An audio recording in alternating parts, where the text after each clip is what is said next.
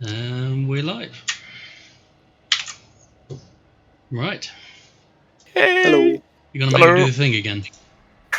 You don't have to, but it was funny. Okay. He's going to do it again. Previously, on Penquest Partners, the group dived deep into the underground mine after the rest of the healing potions they were charged to recover. They've defeated the Phase Spider and discovered some sort of religious enclave of strange fish creatures, which they took on in single combat, finally felling the fish creature cleric at what you think was the climax of his ritual. You have now made it outside of Did the you mine. just say that we just killed somebody as they climaxed? You Yes. sure did. What about the first time? What have we become? Unmonetized. Blue balls. You encountered a dwarf commoner who was being held presumably for food by the kobolds, and an elf named Nertho Dairy, who looks like he was about to be sacrificed in some dark ritual. And that is where we left it.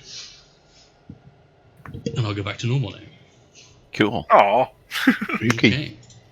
So as you exit the mine, you feel the biting cold of a fresh snowstorm. The sky is overcast and a fresh snowfall has begun. The wind blowing past the jagged peaks of the Flotket Alps sounds like the keening cry of hungry wolves.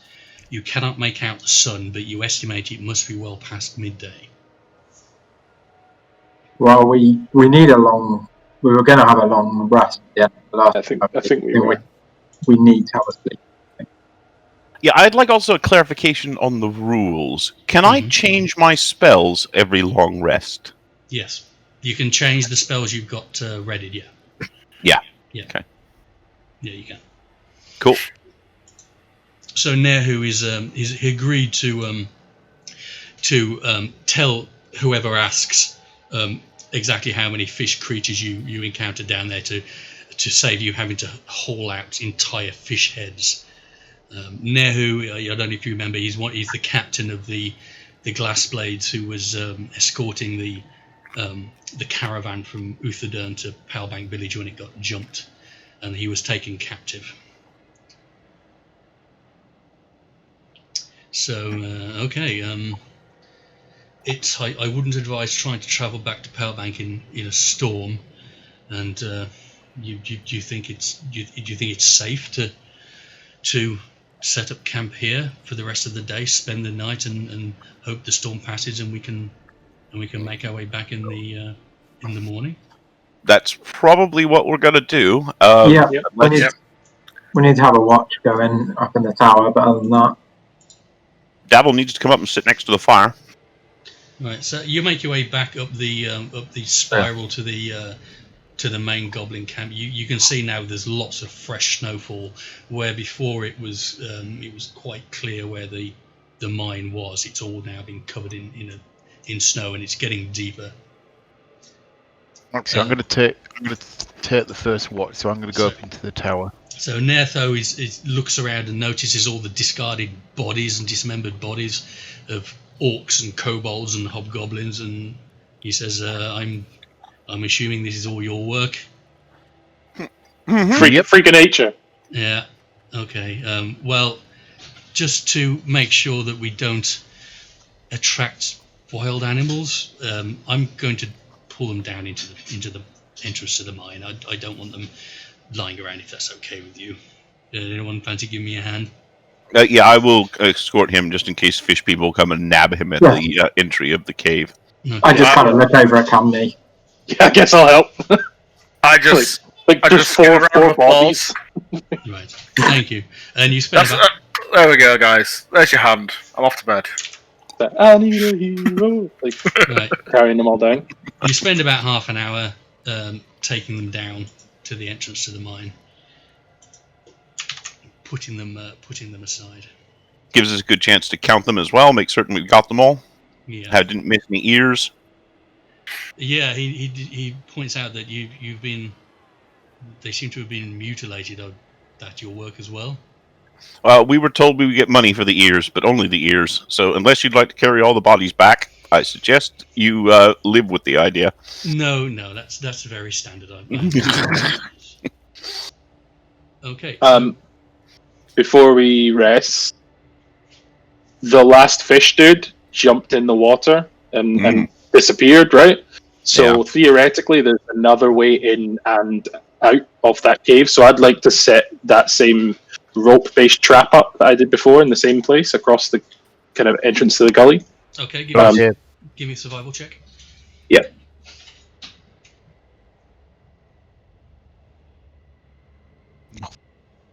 Sorry. Okay, yeah, you managed to, with Nehu's help, you managed to set up a rudimentary trap which will spring a sound from falling boulders if anyone trips it. Cool. I'd like to come over here and examine this tree. Mm-hmm. Is it just a dead tree? It looks very similar to the trees around you, except maybe you think looks like it was lightning struck and has just died. Is it hollow by any chance? There is a hollow in it, yes. Can I have a quick look around this tree? Can I look to see whether or not anything was stashed here? Yeah, give me a investigation check. Okay. So I'm going to say, can't you say take a piss like everybody else? So you have a route around. You have a look inside the hollows and the gaps that have been revealed in it since it started to rot. You don't find anything that's been stashed. You do find a few bits of fungus growing on the tree. So it's like a grey shelf of fungus with Ooh. little. Can I do a nature check? Do I know what these are? Yeah, give me a nature check. Okay. I ain't eating them. I don't know. I have no fucking clue. You've never seen these. Try them. I ain't eating them. Nope. You've never seen their like in the toothy woods. I pocket them, but I'm not touching them for now. Okay, so I put them away from all the other things. Add grey fungus to your Grey fungus. Okay, cool. Okay, so Nethu, you're getting ready to camp down, and he says, "I can only thank you again for coming to our aid. I have no idea what those creatures were after and what they were up to, but I don't think I would have survived much longer had you not come in and dealt with them. Do you have any idea what they were doing?"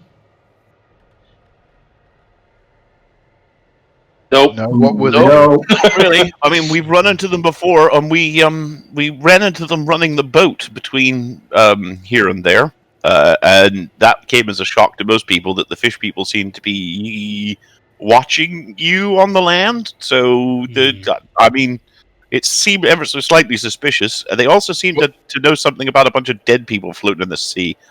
Their behaviour was rather fishy. Yes, very fishy. Very fishy. I attacked So that. are we done forever now? Is that I it? need rimshot.wav in the library. Right? Yeah, as far as we know, there's some sort of cult religious kind of aspect to this as well. They seem to have some sort of relationship potentially with like a sea god, or maybe like a under the sea god. I don't know. Okay. Does he know anything about the dragon statue that was in the cave? I saw it when I came to. Is it familiar to you at all? Do you know any history of it, or was it as new to you as it was to us? I'm not an expert in spiritual matters. I make my living with the sword.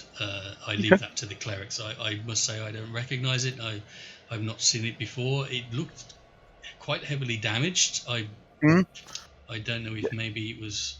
This may be something warring these gods. Creatures didn't. Yeah, they didn't particularly like. Yeah, but I was just wondering whether or not if you recognise that god, so we knew which one might be its enemy or antithesis. As I said, I'm a common folk, but I'm aware of Bahamut, the Platinum Dragon. I do not believe it was a statue of Bahamut. I'm aware of Tiamat, but my understanding of Tiamat was that she was represented with a multi-headed icon. Yes, and all of the colours of the dragon. And I don't believe it was that, so I honestly don't know. This is something that we'll have to let the clerics know when we manage to return to Palebank or Uthadern. That was my next question. I was heading to Palebank Village with this cargo. I believe we were fairly close to Palebank when we were taken, so I assume we'll be heading back there rather than back towards Uthadern. Would that be what you're planning on doing? Where did we come from? Who's giving us the money for the ears? Is it Palebank or Elro has put the bounty up for ears in Palebank? Yeah. Yes, and, we're heading back. But wait, because the health potions, are they the person who took over Pike's health shop? Yeah. Yeah. Yes. Okay. Yeah. So that's in Palebank as well. And we also need to pick up Future Wench as well. So before we go to Uthadern, yeah. Okay. Nerdo looked a little confused as what you mean by future wench, but yes, I think that's a good plan. If we're close to Powerbank, we'll make it there with less chance of being jumped by something else, something worse maybe, and I can make contact with the garrison out there and hopefully arrange to get some support sent from Uthadern. I've got. Right now, the storm is so bad, I don't know where we are, so I'm going to rely on when we leave. Hopefully, maybe there'll be some landmarks we can use for navigation, but if not, I will rely on you to get us back to where it was we're going. In other words, we can't just let you wander back to town like a good NPC. All right, not a problem. Okay. We'll get you home. Famous last word. Another point of order before we rest. When we rest, we don't gain all of our hit points back until after the rest is concluded, right? Yeah, once you've done a period of long rest. So if for example, you rested from the beginning of the rest to the middle of the third watch, then you would have all your hits back. But if you did a rest, middle watch, and then another rest, you wouldn't get your hit points back and spells back until the end of the second rest. Cool, and we get a hit dice back at the end of the long rest as well, right? You get half your hit dice back, I believe. Okay, yeah. So I'm going to go ahead and roll one of my hit dice then, because I'm a little bit down on health, and if we get attacked in the middle of the rest, I don't want to get caught off guard. Okay. 10. That'll do. I don't know if anybody else wants to do the same. If anybody else is hurt. I don't think anyone else is. Oh, no. Jeff's got a bit of damage on him. Yeah, but I'm just going to sleep in. Okay. Okay. So I think I got Queen back to health. Who's taking first watch? So I mean, it's about it's mid-afternoon, so it's not time for sleep yet. So if you want to do anything prior to actually camping down for the night, this is your opportunity to do that.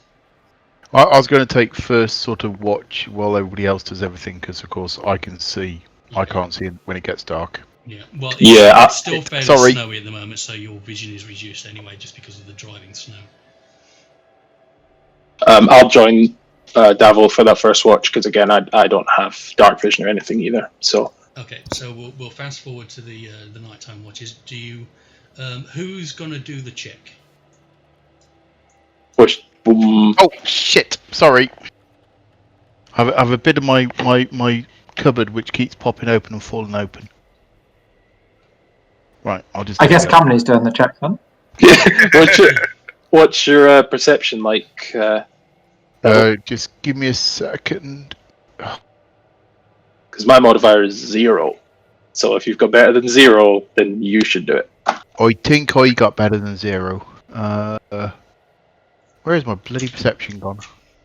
Question for the DM. Yes, I got 1, so I'll do the perception.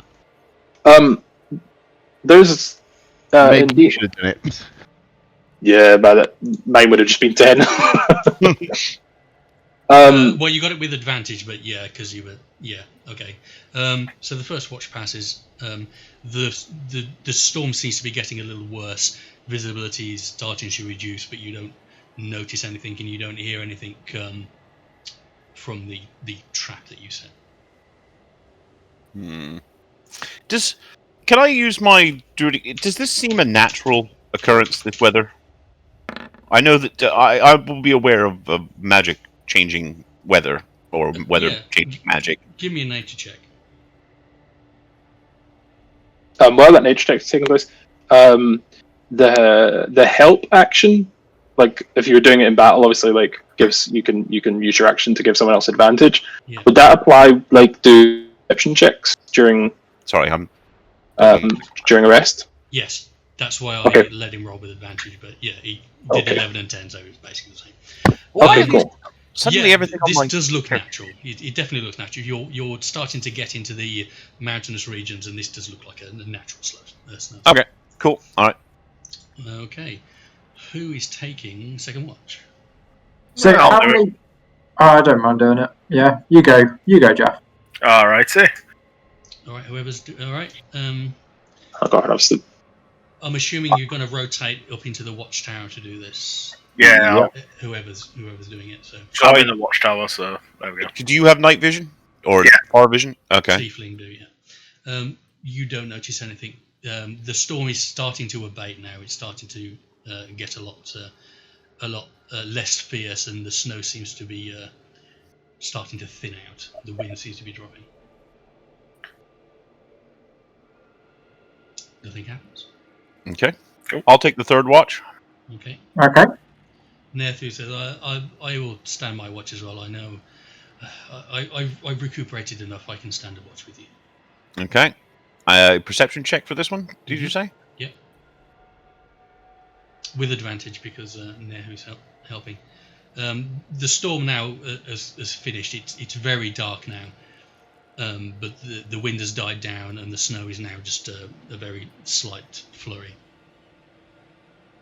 Okay. Nothing happens? No, nothing happens. So the next morning, the snowstorm has passed, leaving a few inches of fresh snow throughout the woods and foothills. You can see the dark peak of Kravarad clearly to the southeast, its rising plume of dark smoke mingling with steam from melting snowfall, distinct against the clear blue sky. Kravarad is a volcanic mountain in the middle of the Plotket Alps. Which should ultimately give us a convenient point of reference, right? So that the dude can dig.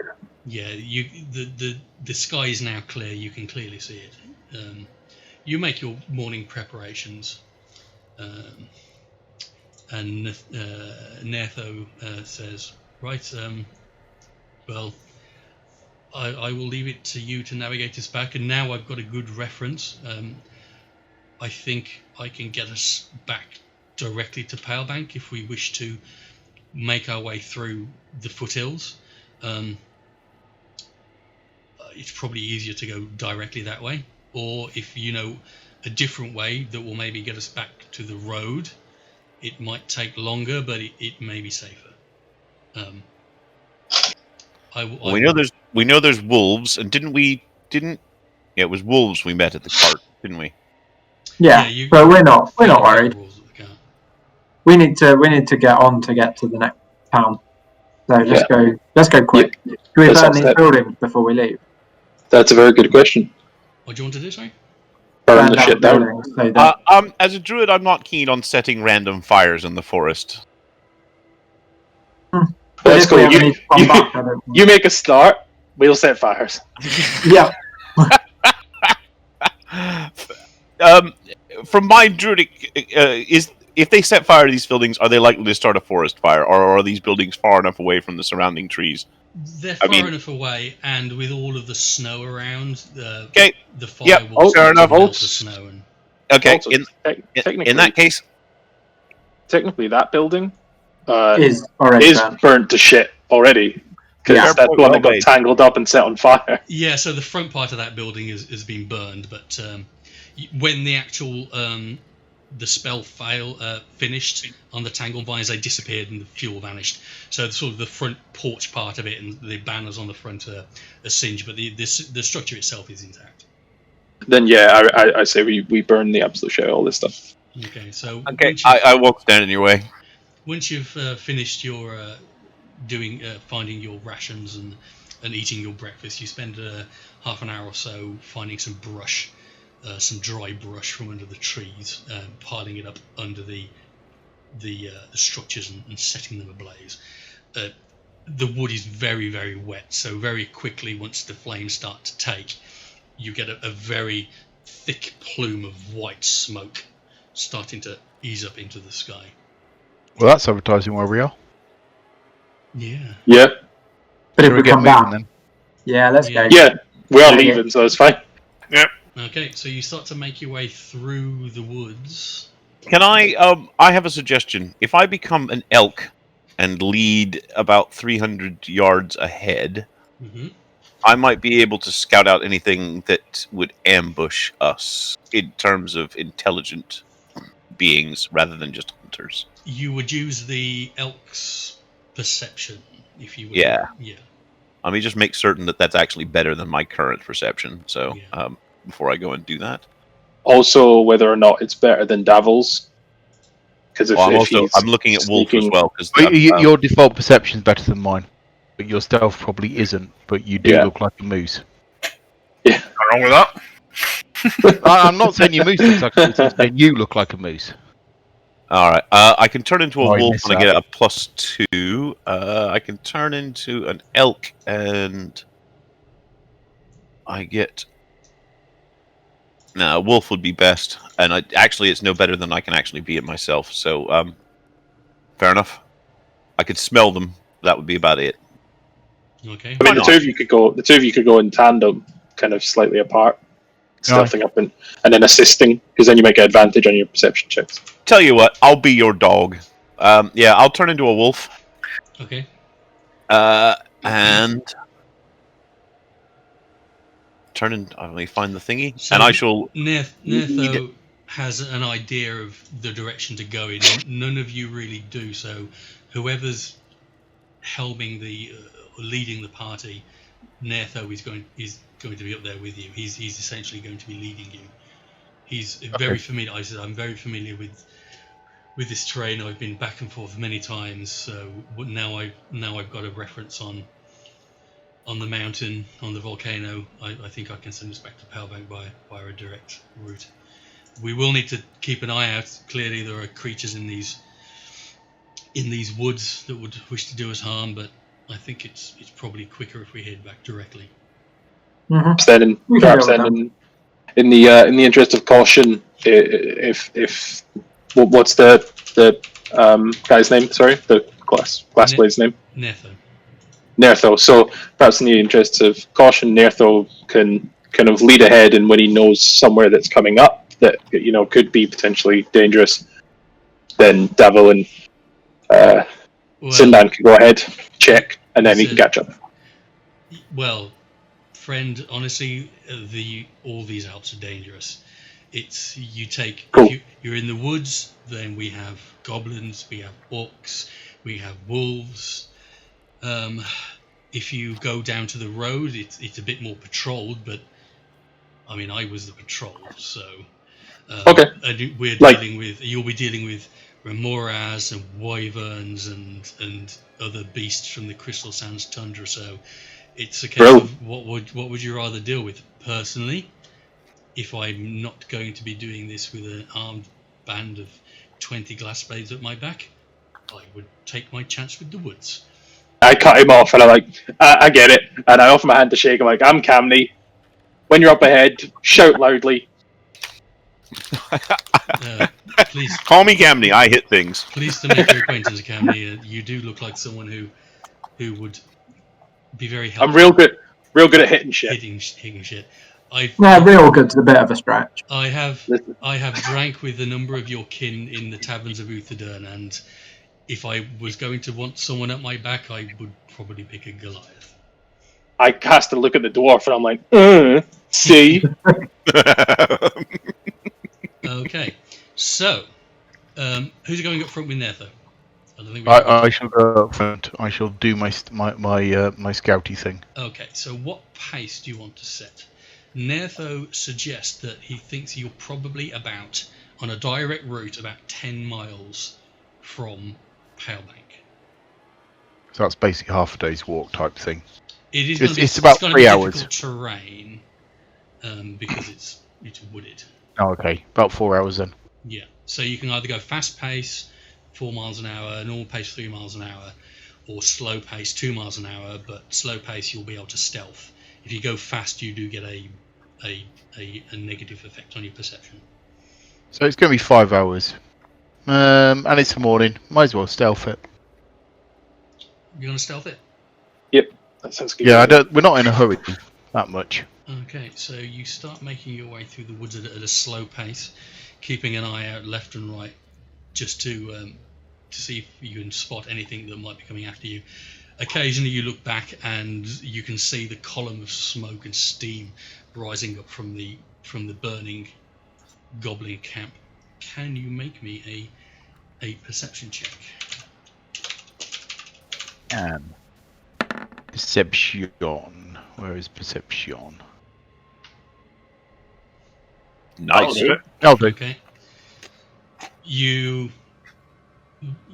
don't notice anything. You see a few pieces of movement, but when you slow everyone down and look, it's just small forest creatures, rabbits and some birds. So. Did you just stop the party and say, "Look, a squirrel"? Pretty much, yeah. Yeah, pretty much. So that was 2 miles in. Do you want to give me another perception check for the second 2 miles? Hey, he's on a roll. He's on a roll.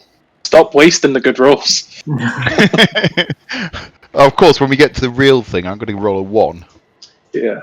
You see now some eagles and some winged creatures seem to be heading towards the site of the fire that you set behind you. You think that maybe they're just going to look to see if there's anything there that they may be able to scavenge.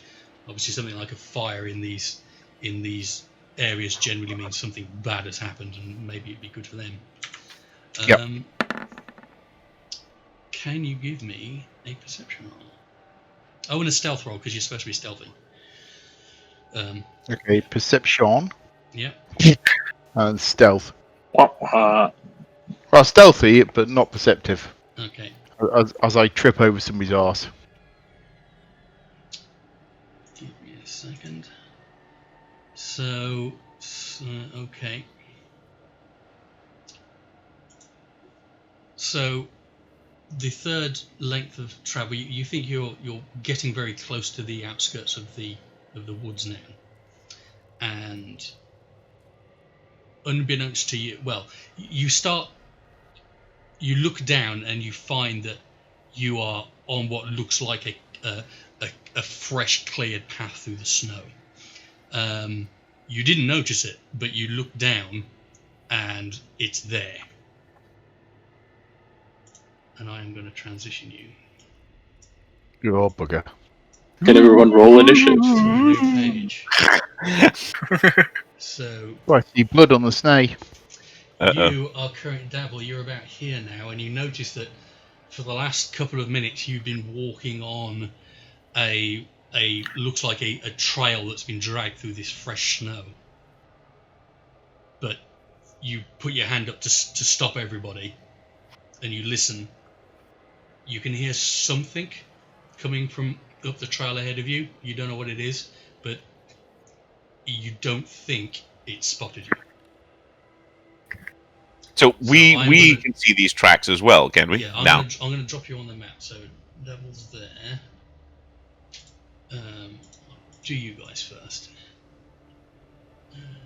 Devil, Candy, Jeff, Nick. Are you a wolf, Sindan? I think we're more than 3 hours in, so no, Right, not anymore. Let's put you as you.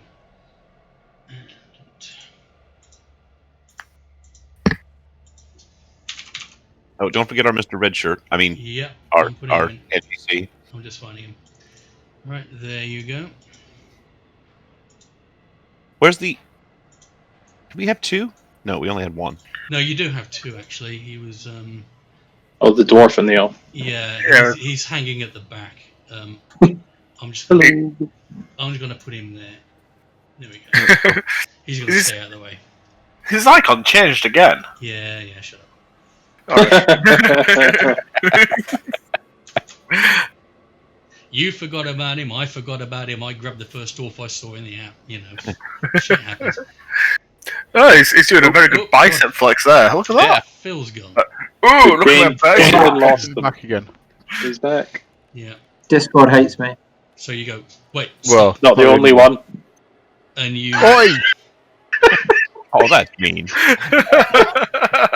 David, you tap Nethu on the shoulder and Yep. give him a shh, and you point down and he looks up and he's like, he nods at you. So what do you do? Stop. I think. So where is he? Is he about here? Or do I think he's you around are, here? You are where you are. You can hear something. Yeah.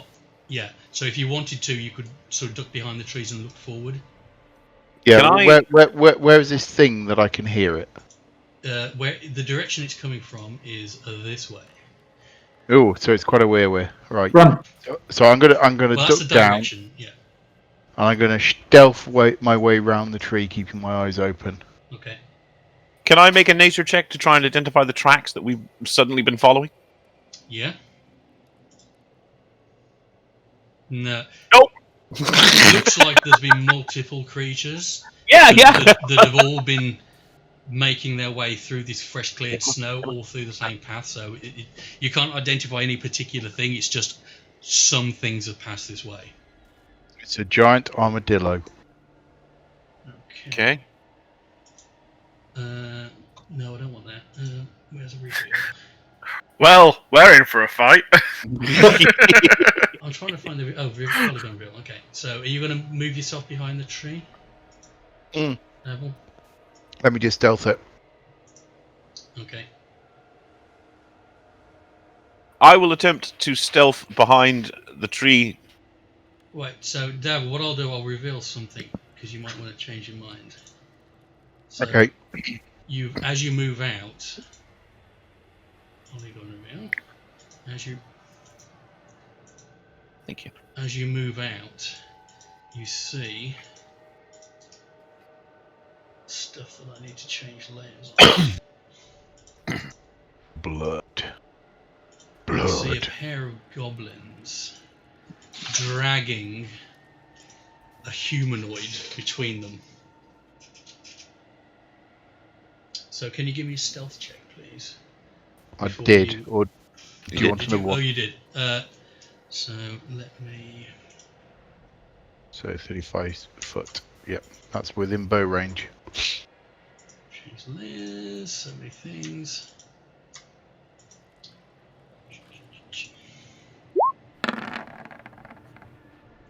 Okay, as you start moving out, one of the creatures looks back and spots you as you're moving around the front of the tree and yells out. Shoot an arrow at him. It's like, ah, ah! But Okay, obviously so we're going to have initiative. we're going to have to go into initiative now. So, everyone please roll initiative. Remember to click your character. Wow! Got a decent initiative roll for once. Whoa! Finally! Oh, it's all going to be buggered up by some mad wolf. I'm not a wolf at the moment. Right, the only time I have a decent initiative roll, everybody else does too. Mine was average at best. Team 13. Unlucky for us. Yeah, but I'm with Team Pandak Party Killer Demon Diamond Death. Yeah, just you wait. That's how it's better. Yeah, You I'm ain't seen nothing yet. staying behind him. Right, so you hear Down this, wind, Rusty. you hear And the for my goblin- next trick, You hear the goblin shout out. He drops the humanoid to the floor, and Okay. you hear something else. Okay. Bugger. It's not the time for doing city centre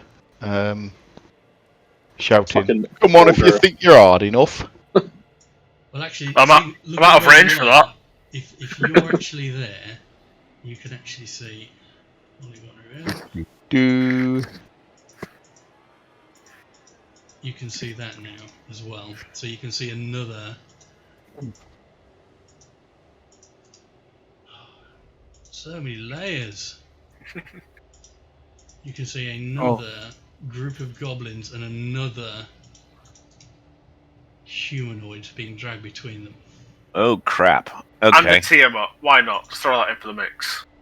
Shut up. So this one is now going to move to there, shouting, and he's going to make a bow attack against you. bumholes. This fight's and gonna he fucking misses. suck. Yay! So it's like like that, and it goes really wide. You're not even really close to you. This one at the back again drops the humanoid he's carrying. Has everyone just gone quiet, or have I lost? No, we can hear you. Yeah, We can hear you. Hello? Hello? Kurt Russell. Wait for him to catch up. Yeah. Bobby Davro. Yeah, we can hear you, but your video's frozen. Disconnect, come back again. Yeah, I'm assuming he'll be back in a second. At the moment, he's just like, dude.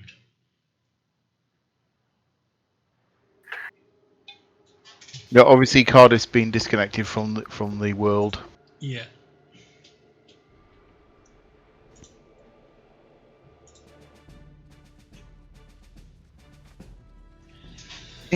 Wait for him to. Are you still there, Tom? You there, Tom? Nope. No. How to wind you up is just to hold an Ooh. expression. Hello? Hey. There we go. Discord just cut out on me. Sorry. Yeah, that's alright. So, this goblin is going to move behind this tree stump here, and also going to make a bow attack against you, Devil. Ooh, that hits. For Okay. 8 piercing damage. Ow! How tall is that tree stump? About a foot. It's not tall at all. It's about half cover. For the goblin, it's about half cover. Yeah, he'll get half cover. Okay. Yeah. So he's like that, and he strikes you in the shoulder. Bloody hell, that's Okay. a large hit. Sindan is up. Hold on, I've just been checking my spells for distance. It's not as good as I want. Oh, actually, that works. Okay. I am going to cast Entangle, which has a distance of 90. And I don't see a squares on this one, so I can't actually tell. But Let me tweak it. Where are you? I can make it. They are there. They're just very faint. Can you see them? Do you want to make them more obvious? You're Little. 35 from the one next to the. well, I was thinking of hitting these actually. Okay, so you're 60 feet, 65 Yeah, feet. and I got 90 feet on Entangle, but it's a question of how it's a 20-foot square. So I don't know where 20 foot, but I'm trying to encompass all of these people here in it. All of which people? Who's black and drawing? That's Okay. yeah. Yeah. I'm trying to. So 20 foot 20 would foot. be 4x4 square. Yes. So, and you're trying to encompass stuff that's behind the tree as well. Well, I don't know what's behind it Yeah. at the moment, but I'm trying. Yeah. Basically, So you I wanna want get- them center. I want them center of the 20-foot square. These here. These guys here. Okay, so it's 1, 2, 3, 4. 1, 2, 3, 4. You can do that, or I can shift it over so it's more centralized. Can I actually get this guy in? Can I get him in? No. Yeah, you can just about. Okay. In that case, that's what I want to try and do. Entangle, and I don't know what's up here in the dark. You don't. That is a Okay. crazy good spell. But they all, if they save, they're out of it. So you know. Or So what's the save they're going to make? okay, for the duration, grow on the ground into difficult terrain. Creature in the area, when you cast the spell, must succeed on a strength saving throw or be restrained by entangling plants until the spell ends. Creature restrained by the, and I will cast it now so that you can read it, and I will.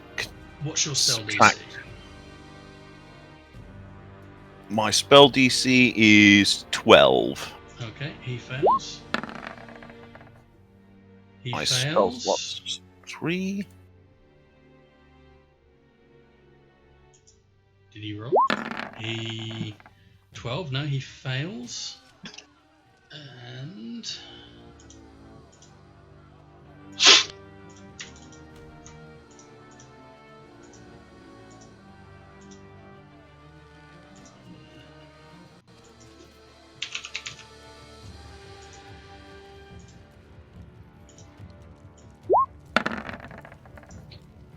12. Okay, right. So all the goblins you can see are now entangled as these roots burst up through the snow and start entwining themselves around them. Also, the humanoid creature they've dropped also disappears within a tangle of vines. That's fine, but he's not being hurt. That's fine, and I'm going to move to there, please. Okay. Which is 30 feet, and that will end my turn. Right. So they're now entangled and they need to. Is it strength check?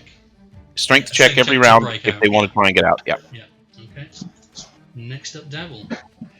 Arrow in the So- motherfucking That head. also Have goes for this anything arrow. attempting to move across that area as well for the duration of the spell. What's that? They can't. Anybody who tries to move across that area is also affected by the Yeah. spell. So you For the take an duration. arrow into the shoulder now, Devil, and you see Sindan shove his hands out in front of him, and these vines jump out of the ground and start entangling the creatures off to the right. The druid's got me back, so this guy here is going to get an arrow in the head. Okay. Roll for your attack. Yep, Ooh. easily. Roll Nice damage. shot. Is that a 20? Yes. Nice. What? Oh, has it doubled it? Yeah, it does. It rolls a second dice for you. That's what the plus is. No, it hasn't. Yeah, It's only done one. It's only done 1d6 plus 3. Yeah. And then Oh yeah, it plus, has. Yeah, sorry, it's doubled plus it. 1 is plus 1d6. Oh yeah. Is it? 1d6 That was a plus pants. dex plus 3. Yeah, it did. So you put it back, That's a rubbish dice roll. aim, you let it go, and you take him directly in the head, and he's dead. Nice shot. Arrow in the head. Right, I'm gonna Brilliant. go and shout at the kids. Just give me a sec. Just, you I know, killed a goblin. What do you think I'll do to you?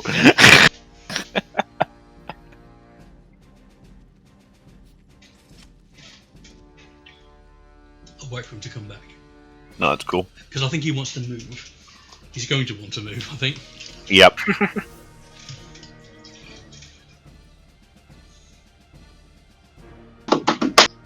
Chug, chug, chug, chug. Tink, tink, tink. Whilst moving, I shout to my intention. My intention will be to move over here eventually, guys. That's where I'm headed. So Leroy Jenkins, but in Alban.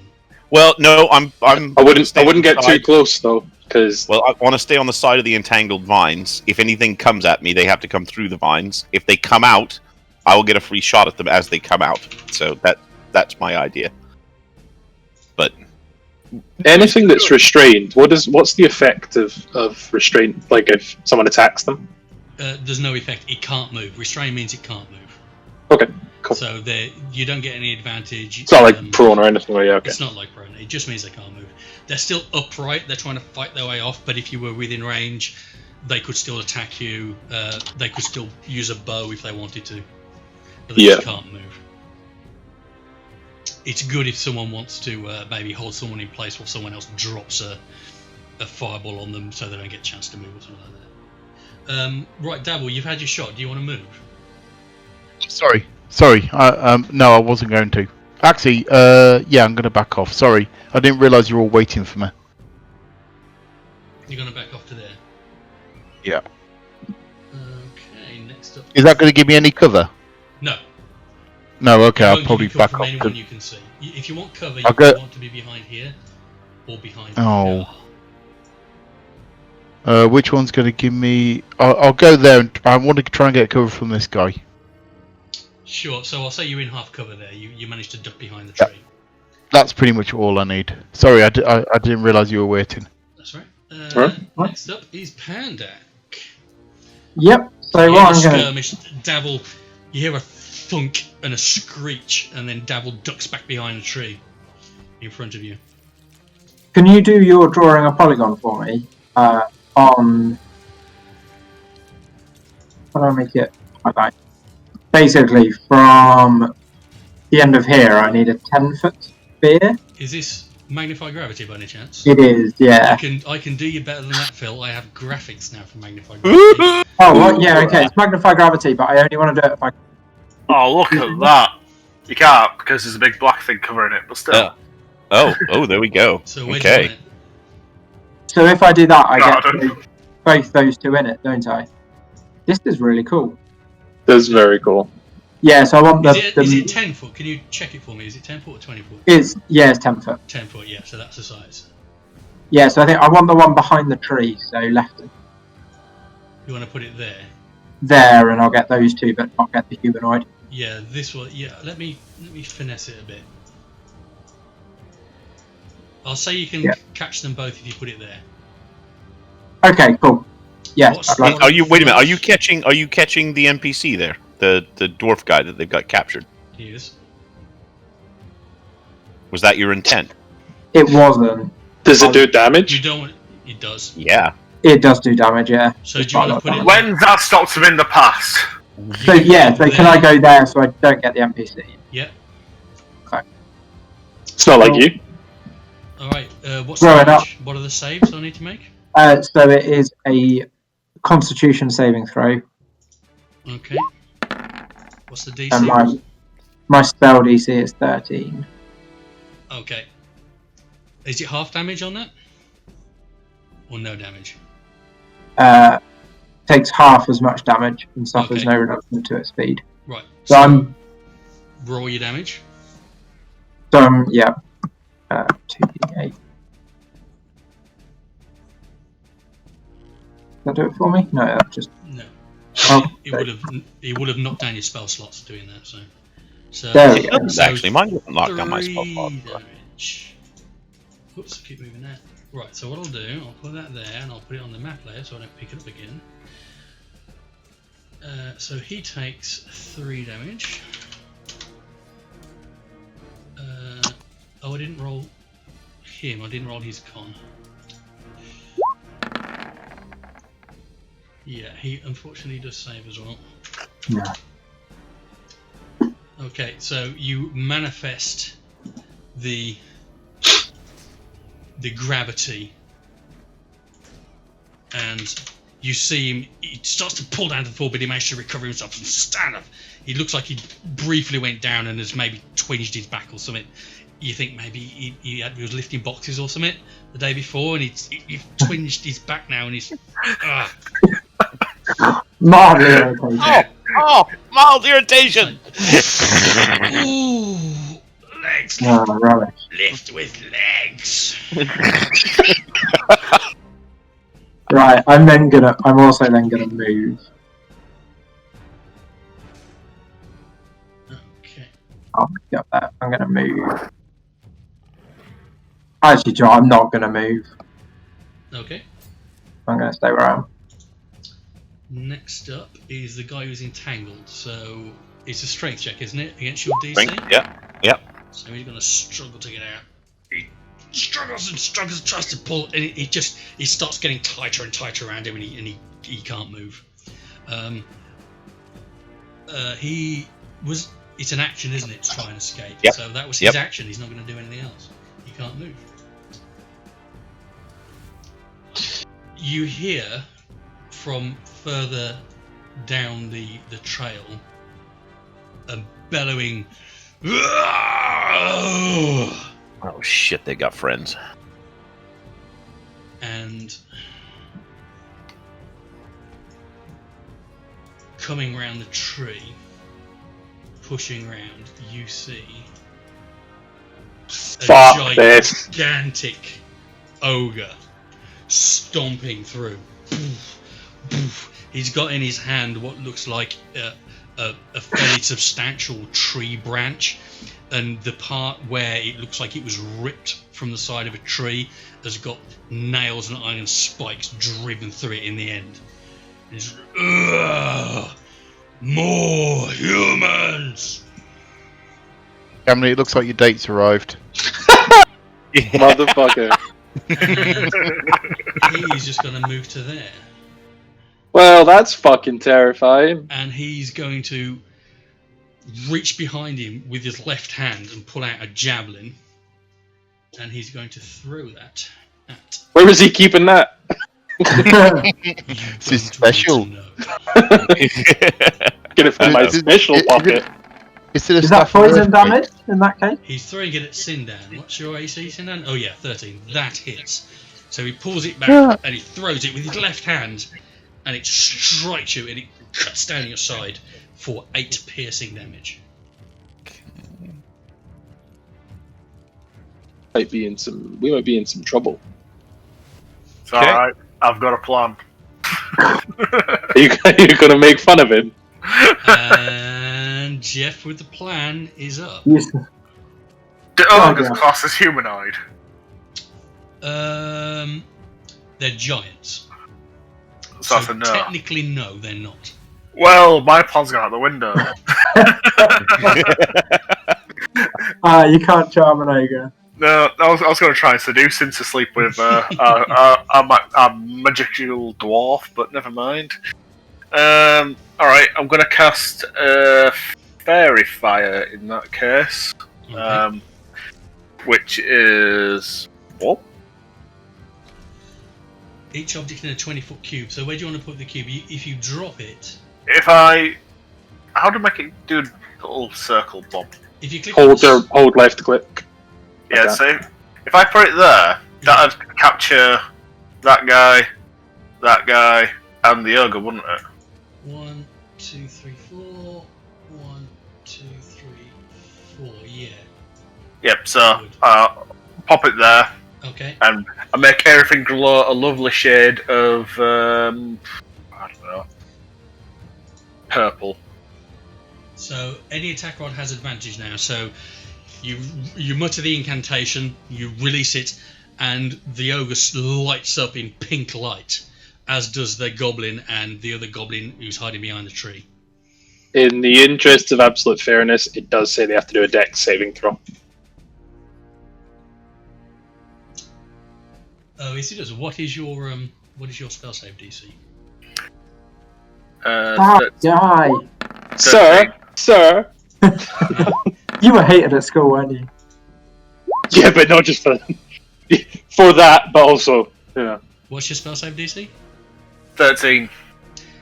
Right. So the ogre lights up, and the goblin off behind the tree stump lights up. You don't see anything coming from behind the tree. Okie dokie. But the ogre is now wreathed in pink light inside. Suits you. Camney, this guy is all Do you want yours. to move? I'm gonna move behind this tree here. Okay. Camney, you're up. Rick. Okay. If you want to do a partial move and look, I'll reveal areas for you. Yeah, no, I mean, putting this dude down seems like objective number 1. So that's 20 feet to be in front of him, so I'm going to move to there. I will unsheath my great axe. Yeah. Art thou raging? Thou art raging. Art raging, yes. And I will take a big swing at his. Actually, he's giant, right? He's an ogre. But does he speak giant? Yes, he does. Okay. Well, okay, you don't know. I'll say you don't know, but yes. Okay. But I presume he does. Because I speak giant. Yeah. So, having learned some quality insults from my bardic friend, I don't actually know any decent insults for giants. Like, you fucking ugly fucker! Like, and then Call take me a tiny. yeah. And then I take a big old swing at him with my my +1 great axe, and I get advantage on that because of the fairy fire. You do. So that's going to be a 23 to hit. That will hit. And a 7 damage. Okay. So you It's not charge as good up, as I was hoping for. yelling in giant, and slam into his side. A blow that you know would have cut a goblin in half, and you've made some dent in him, and there's now blood coming out of the cut you've put in his side, but he's just he's probably mad now. So I roar back, and as I do, my ancestral protectors now surround him, and he will now have disadvantage if he tries to attack anybody else, and also resistance if he chooses to do so. Okay. Next up is this guy. This guy is recognised that his friend can't escape. He's going to take a bow shot at Sinbad.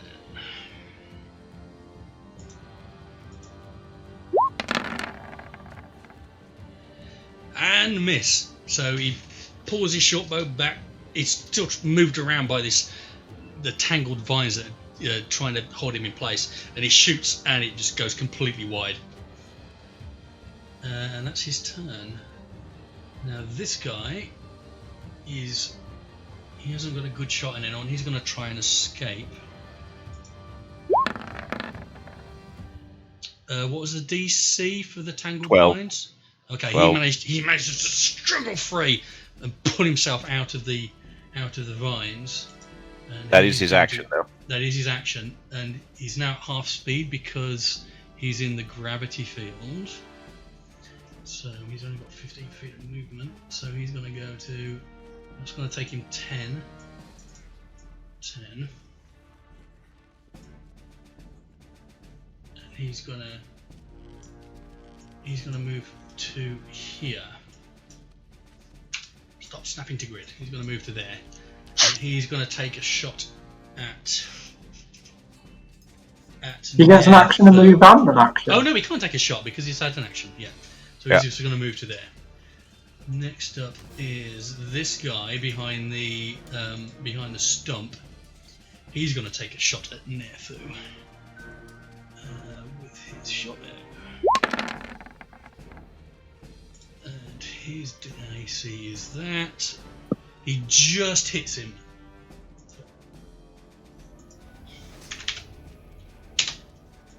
So he ducks up over the hump, the stump, pulls it back, and then takes him in the shoulder.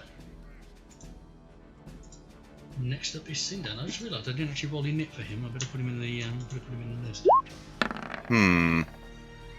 What do we reckon? Do we want to take out the little guys and leave Kamini to do the ogre, or do we want to concentrate on the ogre? No, light this motherfucker up. Light up the big guy, and then the four guys may run away. Yeah, don't stand on parade. Summon your fiery sword and stab him in the balls. Yep. Flame on. You can get as close as you like, because if he attacks you, he's going to be at disadvantage, and you'll have resistance on his damage. So how long does your Tangle Vines last? 6 rounds. So this is the second round. Yeah. And this is now the first round of Flame Blade. Right. Was it concentration? Yeah. Yep. So if you do that, you will drop the. If you do Will the I? Flame Blade, yeah, duration. You told me I could cast the spell last week, so this is why I was doing this. But all right, not a problem. In that case, wasn't paying attention. Okay, all right. In that case, maybe I won't do that. What about Shillelagh? Click it up, and if it says concentration, then you have to pick. If it doesn't, no, you can do Shillelagh. Okay, in that case, I'll do Shillelagh and bonus action. Yeah. Yeah, and I will run up and. Do I get cover now if I'm behind this or fighting this ogre here from the arrow people? Yes, from the north you would get cover. From the guys to over here, no, they've got a good Okay. shot at it. Well, I gotta hope that they're gonna stay tangled up for a little while longer. So, right, we'll whack him with the shillelagh. Okay. Oh, that's not good. Even with advantage, you put it back and you smack off and it just bounces off his hide. He's a big fella. And if I try and move away now, he gets a. Yes. Yeah. Okay. I'm planted. Okay. Okay. It would be at disadvantage. It would be a disadvantage because he's now got to attack Camney as these spectral ancestors are now. Oh wilding yeah. around. Even if he does land an attack, you get resistance, so you do half damage. I'm going to reveal some more area to you because you can see now from where you are. And Okay. In that case, I'm going to move back here and take my chances. okay, he's going to try and swing at you with his great club.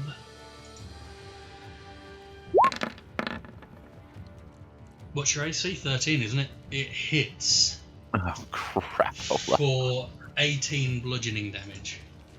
Just as well, it's half in it, mate. Fucking hell, that's 9, mate. Is it halved? Yeah. So the effect of Ancestral Protectors is that until the start of your next turn, the target has disadvantage on any attack roll that isn't against you, and when he hits a creature other than you with an attack, that target has resistance to the damage of the target's attack. Okay, so 9 damage, 9 bludgeoning damage. Holy crap! Well, that saved my life. Mm. Okay. Cool. All right. Good shit. Yeah, I'm gonna wait here behind this bush. Okay. Go, Camney. Next up, Devil. Right, I'm going to step over to here so that I've got full visibility on the ogre. Mm-hmm. Make a shot From and then there, step. he's in half cover because Camney's in front Okay, of him. okay, I'm going to step there. He's still in a half cover. If you Oh, want to okay. shoot at him without... Can I get up to there and then Yes. still, and then have enough movement to move back again? Yes. Yep. So I'm going to get up to there, shoot him in the nads, and then step back to where I was. Okay, you can do sneak attack because he's engaged Yeah. with Camney. Nice. Shoot his dick off. Yeah, that hits. Roll for damage. Hold on. Was that with sneak attack or no? That's with. 11. Oh, hold on. Is it 1d6 11, plus nice. 1? So Hold 1d6, on a isn't it? second. I thought it was one straight 1d6, wasn't it? Oh yeah, 1d6. So yeah, so 11. 11 in the dick, Well, and then move back to there. he's got quite a paunch on him. You don't know if you've got him in the dick, but you put it back and release, and it lands in his belly, and he's like, ah! He grabs it and snaps it off. Damn it. That's an arrow gone. Okay. Ooh, I've still got +1 arrows. I forgot about those. You do, yeah. I've still got 5 of them buggers. You're up. So I'm going to cast another Magnify Gravity, this time on the goblin in the middle, which should hit the ogre and the 2 goblins. Is that concentration, Magnify Gravity? It only lasts for 1 round anyway, Oh, that's right, yeah, so it's gone, isn't it? so it's gone from there. So that's now... Yeah. So, hold on, bear with me. I've learnt that I can draw a shape apparently. Yeah, so I'm going to hit it on that goblin there, and then the 10 foot will hit me. So that's that big. Centered on him. Yeah, Okay. So... Nice. Does that pick up the ogre as well? It does just about. So the goblin has got to make a... Is it strength? hold on 1 second. It Oh, it's is dex. Constitution. Alright. So Yeah. the goblin you Do you want me draw to- make con. Do you want me to do the roll first? Yeah, roll before you do damage, that? yeah. So I'm going to do it as a level 2 spell, so it's 3d8 this time. Ooh, Nice. big guns. Bringing the pain, man. Nice. So Yeah. that goblin who's hiding behind the stump, you just see him disappear. He's just coming back. He's looking up now to try and get a sight on who's next, and you just see him go bang. Nice. Crumpled him. The goblin at the back, he's going to make a con save.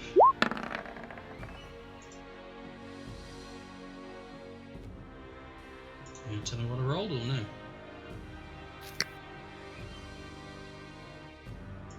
what was the DC again? Sorry. 13. Right, he fails for 12, and again you see him get pulled straight into the snow, just disappears, and you see like a little of red come up from the pucker mark in the snow. And Ogre Con. He's probably got a good con. And he pulls down like that. He didn't save. He took the full. He took the full Nice. 12. Nice. He looks shocked. He doesn't know what's going on. This is not something he's used to. Just suddenly becoming heavy. I look over at Camney and shout, 36 damage, bitch. You have a go. Motherfucker. I mean, I'm probably going to have a real bad time in like 2 seconds when it's his turn. So. Okay, this guy is now free. So what he's going to do is go.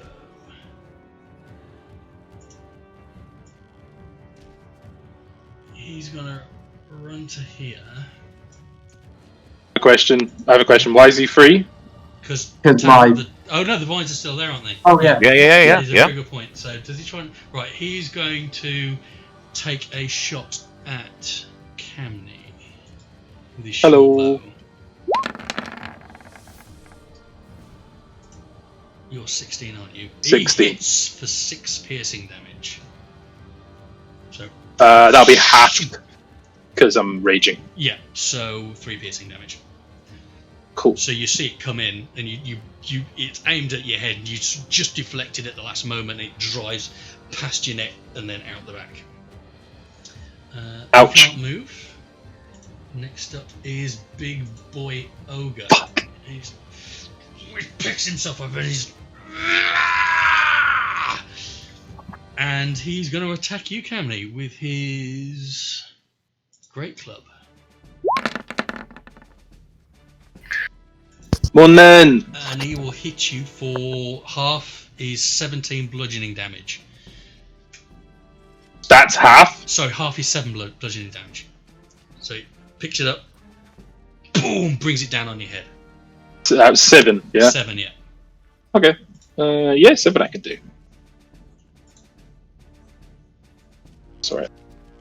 And as he does that, he turns behind him, looks and sees the red splats of his goblin colleagues off to his left, turns and looks behind him and sees the other 2 tangled up, and he starts barking at them. Get over here! Alright, Scorpion. He's not... yeah. What does he yell that in? In Common. giant? Like, He in common. In common, yeah. Okay, cool. Jeff, your turn. Right, I'm gonna fire off a healing word at my barbarian friend because he's taken a few hits and I think he might be a bit under the weather. So, Okay. That's fine. buddy. queefing double flap.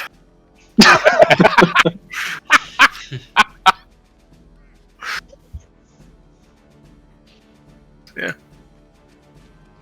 I feel better, but also worse. Also, how much? Yeah. 7, nice. Okay, do you want to move at all? That restores everything you just hit. No, I'm quite good where I am, hidden behind a tree, and yeah. Okay, so Camney, you've just taken a blow to the head, and your ears are ringing, but he's just stood there in front of you. Your turn. It's a working formula. So he's still affected by fairy fire. Yes. Right. So I will. I think it's up to 1 minute, so yeah. Yeah. Okay. So I'll go for another attack with my great axe With advantage, with advantage for 20 to hit. that will hit. Damage is 9 again. I'm really good at doing that. Okay. How do you want to hit him? Just, for some flavour. So he's just cracked you on the head. My goal is to open him from navel to neck. Like, I want to bring the axe right up through his gut and try and open him up. So you do an underhand and you crunch into his belly and it cuts up. You can see it starts to peel apart and you can see the fat start of oozing out of the wound and blood's now pouring down his legs. Nice. Do you want to move at all? I do not. No. No. I'm gonna stay planted. Okay. Can you give me a wisdom saving throw, please? I'd like to move. Wisdom saving 12. Okay. So as you make this strike, you notice your ancestral guardians, and you can see the familiar figures of the child, the woman, and the old man. But as you make this strike, you notice another figure appear that you recognize him as being, you think it's Thokul. And he reaches out and strikes through your blade as it enters into the ogre's body, and just bats like that, and then disappears. Yeah, boy. Uh-oh. Next up is the veteran, your friend. He's taken a hit, so what he's going to do... What's he got? He's going to move to here. So he's got a good line on the ogre, and he will pull out his heavy crossbow, crank it, and shoot at the ogre. He was hiding that well. Did he have it stuffed up his backside? I'm not going to ask that question again. Yes. I've been carrying this awkward hunk of metal up my ass. That hits for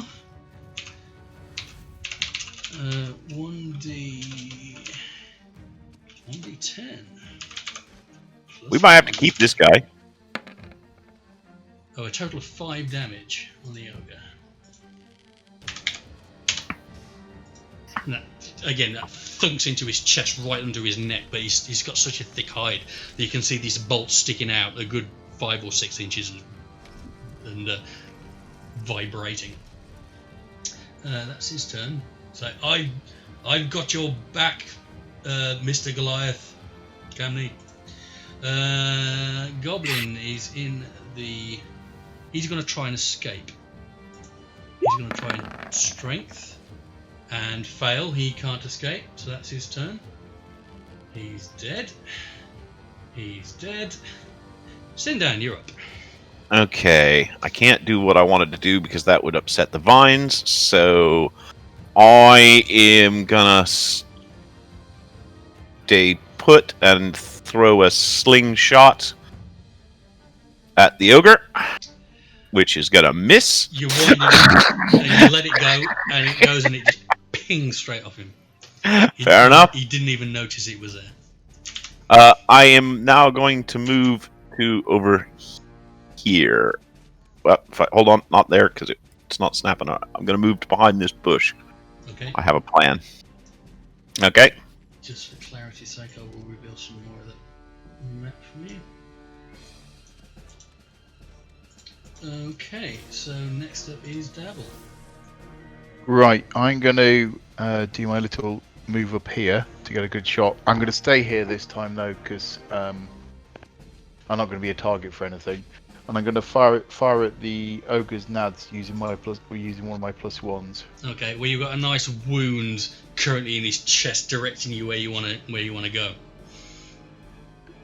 Yeah, that'll do. Nice. Yeah, that Nice. is. So it's going to be this. Hold on, just 2 secs. And then that's so a total of 13 damage. How do you want to do it? I don't know. Is he going to die? Yeah. Yeah. So I'm going to do a Legolas. I'm going to run up his back and then shoot him in the head. You've got like 15 feet. Absolutely allow you to do that, but you will have to move your character up. That's fine. I can do that. Okay, so you run up to him, run up his back, and then just launch it straight into the back of his neck. And as it drives in, you see like a blank look come across his face, Camney, and he just falls to the floor. And you can now see this arrow sticking out of his back, and Davil standing on him, giving you the biggest shit-eating grin you've ever seen. This is time for a high five in the middle of combat. Like as he puts his hand up, I'm just like, that still only counts as one. And walk away. Entirely unimpressed. Okay, Davil, you're up. No, Pandak, you're up. So I see that we've still got 2 goblins, so I'm gonna do magic missile. 2 darts at each of the goblins. I'm Two going at for each? the 2 each. Yeah, I'm going Okay. for the kill counts. Yeah. Okay. Looking for your KDR. Yeah. Might do it. Fucking might do it. Okay. So That's 8 It- points apiece. Nice. streaks out, and they can't move out of the way. You watch them look in horror as they see these glowing orbs shoot out from you up into the sky, and they almost pause, and then they slam down, bang, bang, bang, bang, and they're both dead. Nice. Counts of 4. Do you know? I'm gonna have. Do you know, Pandak? I'm gonna have to change your miniature. You remember I showed those miniatures on Twitter? I've got a special one for a magic user with a wand of magic missiles. I'll show it to you in a minute. Alright. Does it vibrate? Basically, it's a magic user with an M16. Yeah, nice. Well, I'm thinking of the film. with We need to check the bodies. Oh yes, ears. Somebody get some ears. Yeah, Yes, can you queef the can we check? the people that have been dragged? Are they still alive? So I'm Yeah, going let's to Yeah, for they this are still one. Check alive. on it. So right, on and I'm them. going to try and stabilize this guy here. Oh, are they dying? Are they? I'm assuming so so. you walk up to them. The guy you're up to next to, Darwin, is a dwarf, and you can see he's bound hand and foot in rope. Same Yeah. for you, Jeff. Yeah, Is he still He's So- still is he conscious. And he's, yeah. Right, I'll cut the rope then. yeah, I'll do the same. I'll I cut can the rope. actually do good berries, and we can give them 5 hit points each if you want. Right. So, Jeff, Pandak, you both cut there. Let me get rid of the fog of war, actually, so you can see the whole map. Can I steal one of your berries as well? Yeah, absolutely. I've got 10, so I'll cast good berries, which lowers my spell slots. But basically, I got 10 berries, and they get 1 point hit point each, so we can distribute them around. If these guys tied up only need 1 or 2, we can distribute the others throughout the party. Right. So, Davil, as you cut this dwarf free, he looks at you in disbelief. It's like, I never figured I'd see another non-bloody greenskin for the rest of my life. It's your lucky day, isn't it? Some god somewhere must still be smiling on me. And you cut him free. You see he's taken some wounds. It looks like probably when the party took him. Yeah. And So it's like- give him at least 3. I've been saying him. It's not him. It's a her. The beard, very confusing, but it's a female dwarf. Okay, give her at least 3. Okay. What do they rank as? They're good berries. They're 1 hit point apiece. So if Okay. she's giving him So- 3, he gets 3 hit. She gets 3 hit points. And you're going to give them to both of them. Yeah, and that leaves 4 more. So anybody need hits? I need some. So if nobody else is after them, but I'm gonna. Can I have a couple? good. 'Cause I'm yeah, a bit low. I'm doing all right. I'm fine. I'd like to chop the head off this ogre. Okay. So I chop the fucking So- head off this ogre. Okay. Yeah, you absolutely can. Nethu comes up to you from where he was shooting. Oh. We've We've lost. lost. Oh, he's back. Oh, he's back again. He's like, between me and you, I think you had that kill. You didn't need that. I'm like, I know. You and I get one another. We understand each other. You know, we're all clearly on the same wavelength. And I'm saying this to him as I'm like readying my axe, and I keep looking at him while I slap the head off the ogre, and I'm just like, it's absolutely fine. As I'm like feeding rope out of my bag, still making eye contact, lifting the head up, threading the rope through the head, slinging it over my back, and then just walking away.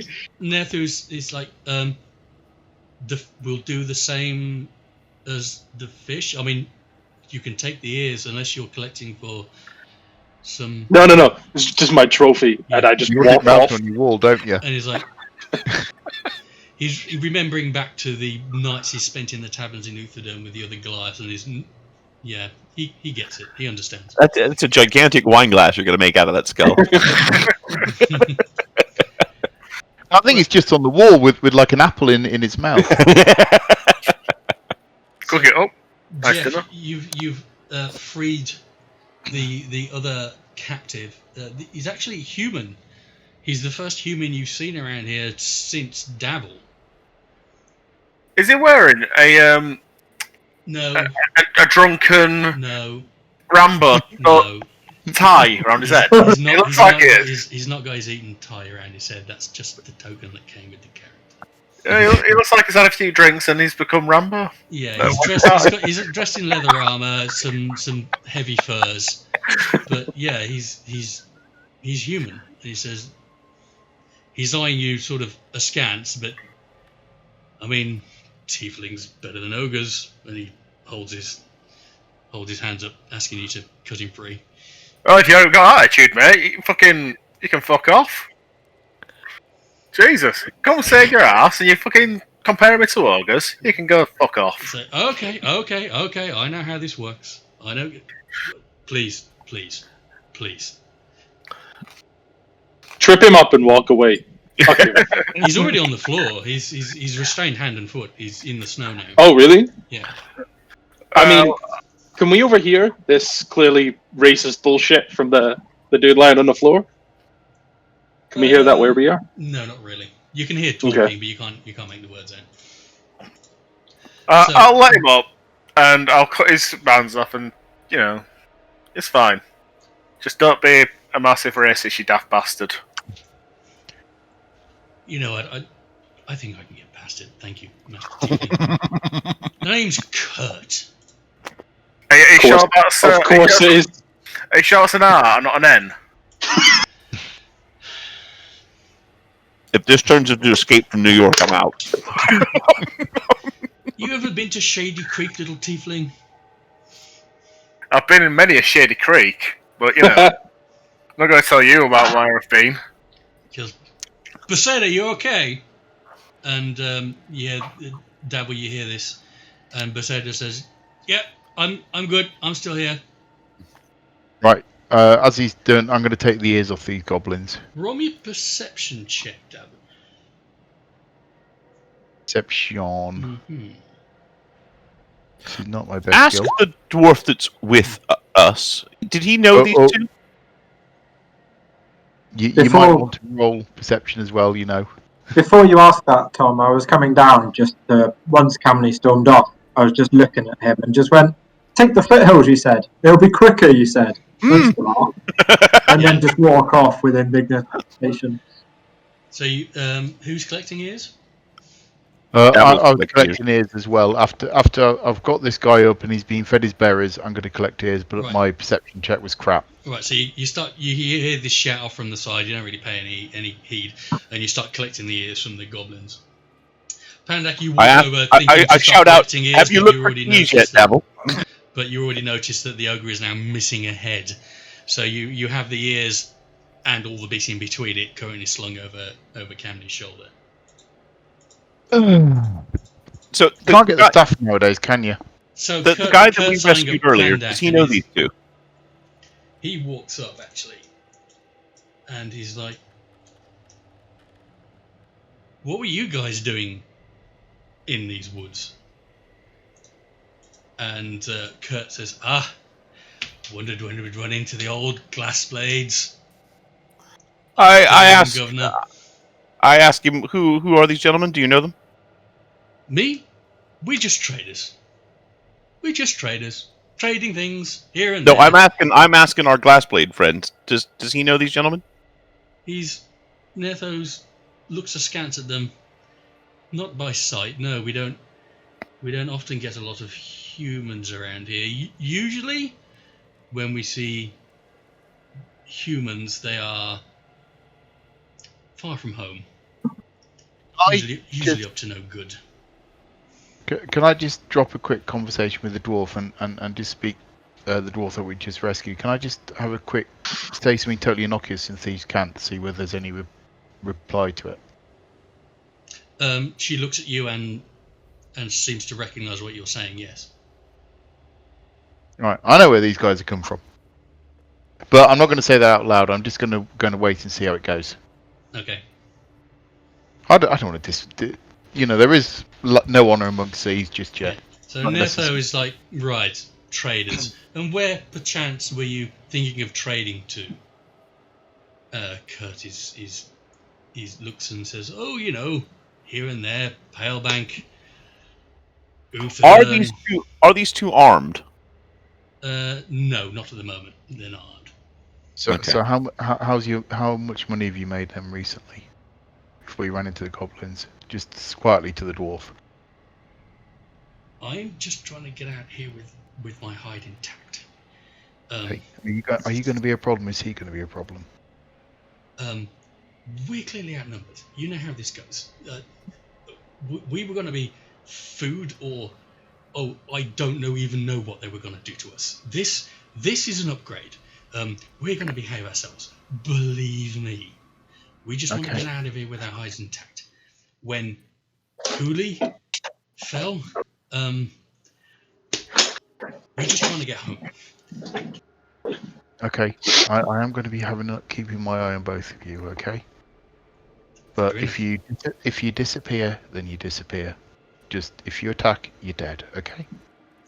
That's fine with me. I'd like to check this big overbody for things. Like have a route around. Okay, so you. Let me get up my thing and I'll tell you exactly how much you get. I'm just going to beer quickly, just to get another beer. So and Yeah, go to the gents. So I'll be back in 2 minutes. Okay. I also require additional beverage. Okay, it's Okay. tea break. We'll go away when you get back then. Should we take a break? Yeah. Alright. I don't actually have anywhere to go, but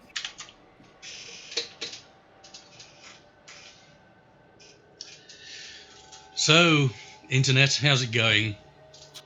It's the Penquest Partners here with me, Fisherman's Enemy, and 5 chairs.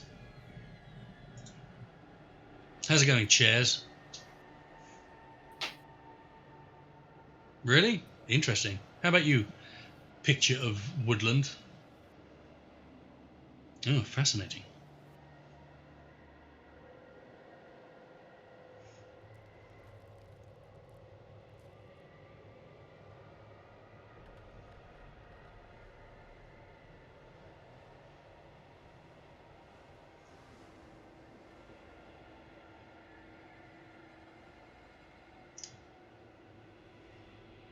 What's that? Random pinboard with stuff on? Yes, you're correct. I did actually forget to send the tweet out telling everyone we were live.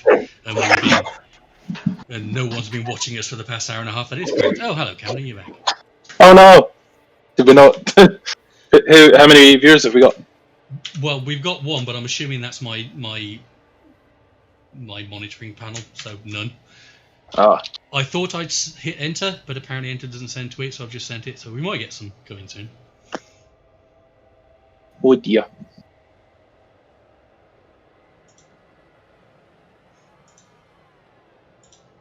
Do you know if you can get Super Gran on any of the streaming services anymore? It's been bloody ages since I've watched Super Gran. What the fuck is Super Gran? What do you mean, what the fuck is Super Gran? never heard of it. Oh, for God's sake. How old Do you are mean Super Ted?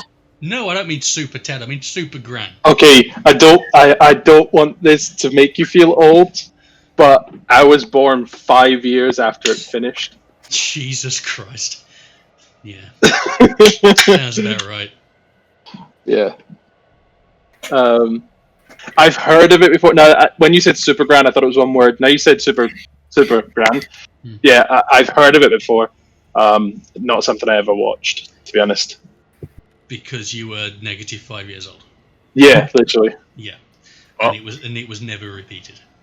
Super Gran? Super Gran, yeah. So it's a Scottish show. It Presumably. rings a bell, but was it a bit like the gruesome grannies of Gobshot Hall? I don't know what that is, but probably. It was. According to Wikipedia, there's about a grandmother with superpowers. Yeah, It so looks pretty good. It was legit. Tom will know Super Gran, I bet. yeah. Well, it finished before I was born. Yeah. By the way, Pandak, I don't know if you can see him there. That's the magic user. He's got a little Sten gun. Oh, that's really cool. Yeah. Yeah, that's really fun. No, what you were talking about, like the magic user with a gun, I was just thinking of the film Wizards at the end. It's like that miniature came out about the same time as that film, believe it or not. Speaking of which, Tom, you've watched Super Grand, haven't you? Yes. There we go. At least one of us. So me and you have watched it. I think I've seen it. I just can't remember it off the top of my head. But, I think literally it was on BBC, and it Was was it around- never repeated. Was it on like So- CBBC? Well, No. According to Wikipedia, It was on all about ITV, the same time as like CITV. Rent-A-Ghost and Yes. Rent-A-Ghost and what was the other one that was on about that? Banana Man. Yeah. well, The yeah. other one I remember was Galloping Galaxies. That was great. That was on BBC. No, I don't remember that one. And was it not Adventure Time? The one with Moira Stewart, the game show with the CG and Moira Stewart. Oh, with the And the Randall plant the that went, plant. yeah. Dronga, or whatever it did. That's Yeah. it, yeah. All that kids was- rolling that their was eyes. That came out when I first arrived in Britain, and it made no friggin' sense whatsoever. It made was no like my sense first- anyway. So yeah, I- it wasn't just you. It wasn't a British thing. But- It's like but no, the thing- the plant but this talks. is- It was my first exposure to British culture in a sort of a this is aimed at me for television, and it's like, oh, Yeah, it's like Monty Python without the blasphemy. and wasn't the guy who was the host supposed to look like the original Doctor Who? A little bit, I think. Yeah, Yeah. a little bit. Yeah. Oh, hold on, I've left the light on.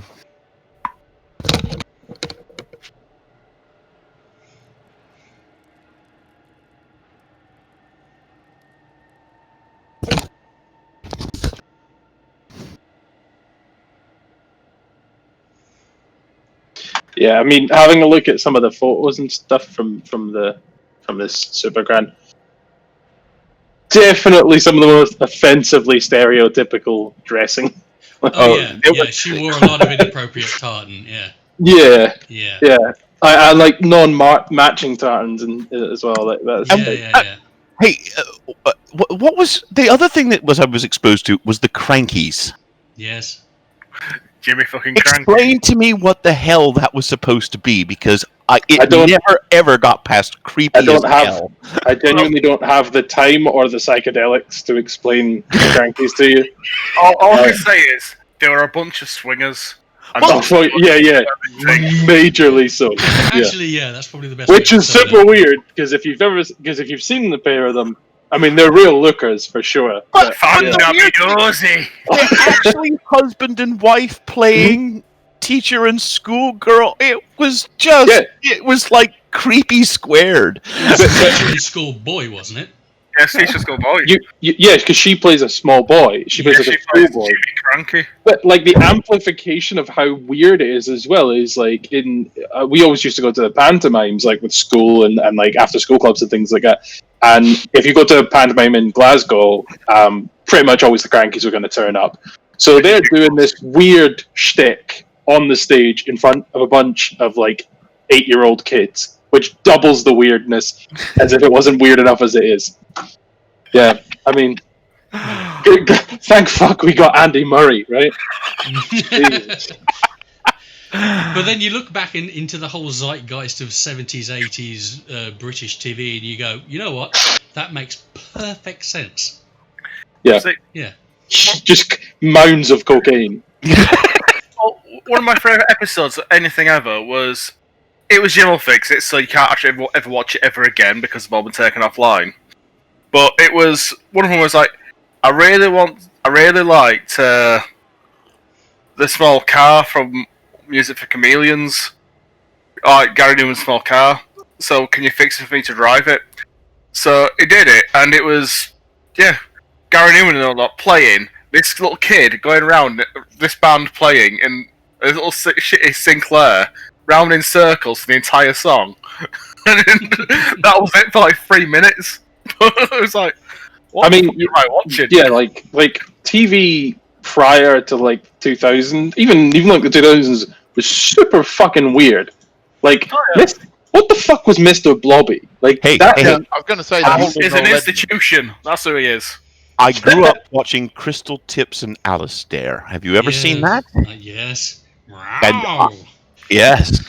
When I was growing up, we like had like a shitload of VHS tapes and shit, and one of them that we had was a show called Hector's House, which was the creepiest fucking show. Like you know, like when people make like fake horror shit. Like that's the level for Hector's House. It's so creepy. Wasn't that the fucking dog? Yeah, and he lived next door to a frog who like would do this on the wall and shit. It was just super weird. Terrifying. They don't make TV like that nowadays. Phil, you look horrified and confused, and It's because Phil doesn't get culture references like this. yeah, I don't get any ever. That's fine. probably never even heard of Sports Billy. He grew up on things like Pob, which... You don't even know what pop is. Pop. No idea. imagine Michael Gove as a puppet. That's Yes. What do you mean? What do you mean? Imagine Michael Gove. I thought of that, Stop. you're right. It is Michael Gove, his It Pob. And has that never struck you? No, it hasn't, but now it absolutely does. It is uncanny.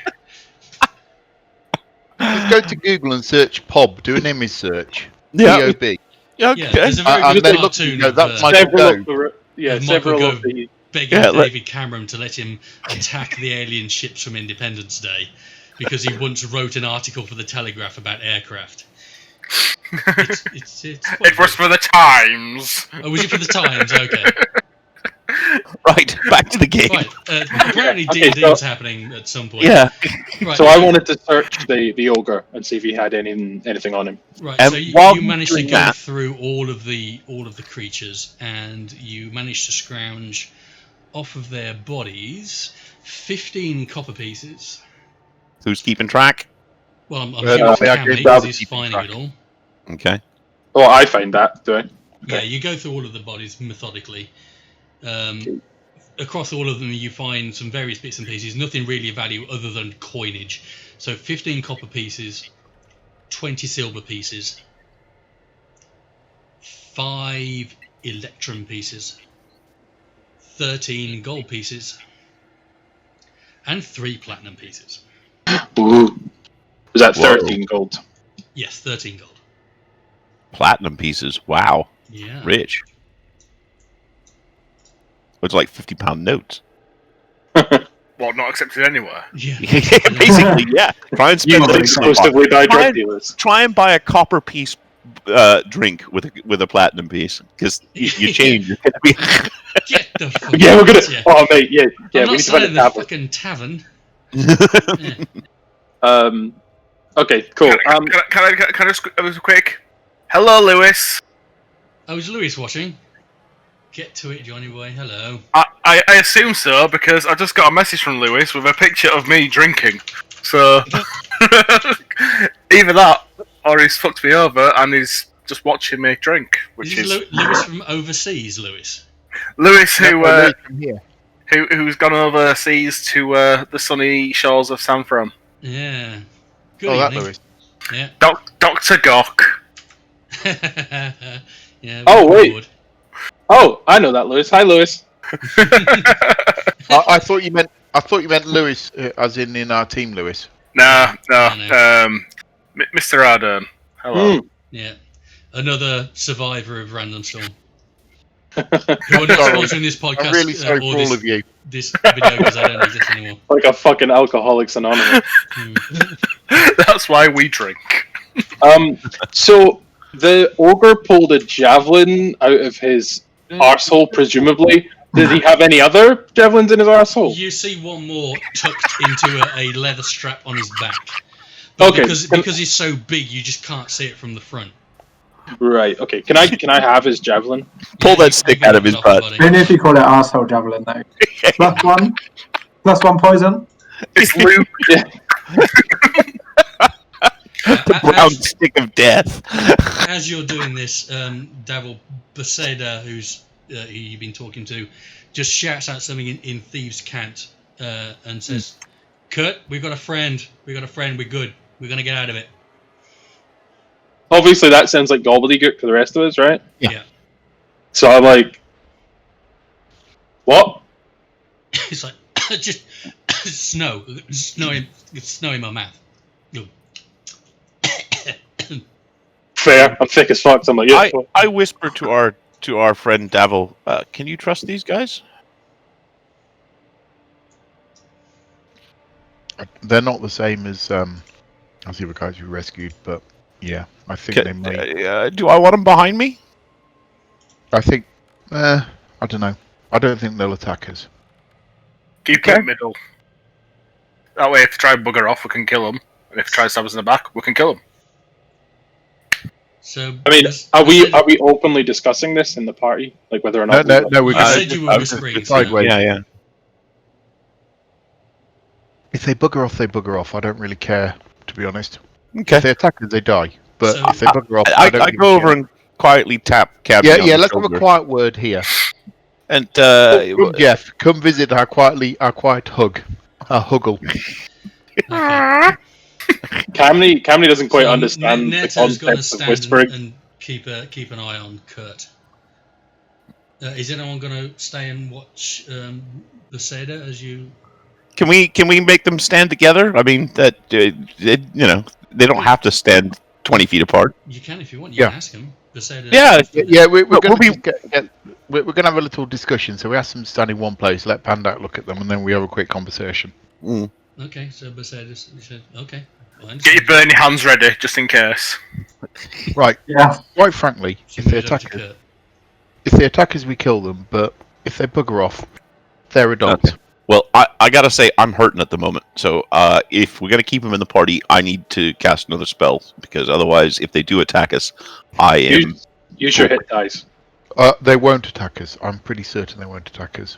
Use your hit dice and hang on to your spell. So, Okay. Pandak, while your colleagues are off conflabbing behind the tree, the two, the dwarf and the human start talking to each other in a language you don't understand.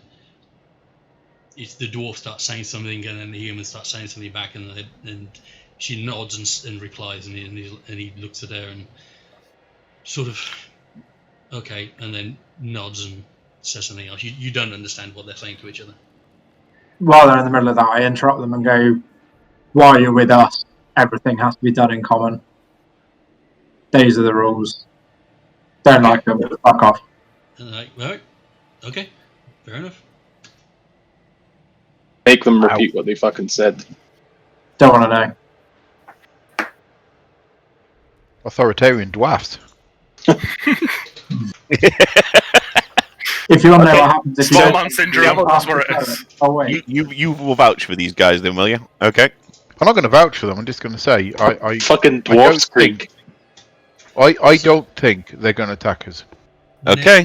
Pandak, Netho says to the human that says, "So we're heading back to Pearlbank. We're not too far out of there. Is that? I'd like you to have a word with Elro when we get there.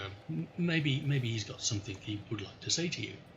And Kurt replies, "I'm just an honest trader, Mr. Elf. I'm quite happy to talk to anybody. I'm just thankful to think Melora. Yes, thankful to Melora that you were sent to me to free us from these despicable beasts. Everything they say about the elves, complete bullshit. You guys, you're great." Dear Have God. we just rescued a massive racist? I can smell it from here, guys. Right, that's fine. You can. We're also heading back to Pearlbank, so we'll make sure that you meet up with Elro. Okay, excellent. Well, I don't know if there's any more of these guys around here at all. Maybe we should be, Yeah, I think we should be heading off. Let's carry on. Do you have any Can I- spare swords or daggers for me and my companion in case we have to defend ourselves from more of these vile creatures? Nah, I wouldn't Absolutely worry not. about it. I Stay brought behind us. plenty. Don't worry about it. We've got you covered. And he looks at you and it sort of looks up. Anyway, fuck me. Yeah, I suppose you have. Then our fate is in your hands, Mr. Big Person. Is that big person or big person? It's not 9 o'clock yet. I was hoping he would just be like, okay, big person. I could be like, that's Mr. Big Person, but he said the Mr., which totally ruined my fucking flow. I'd like to have a word with Kurt for a brief moment. Mm-hmm. We need to get going.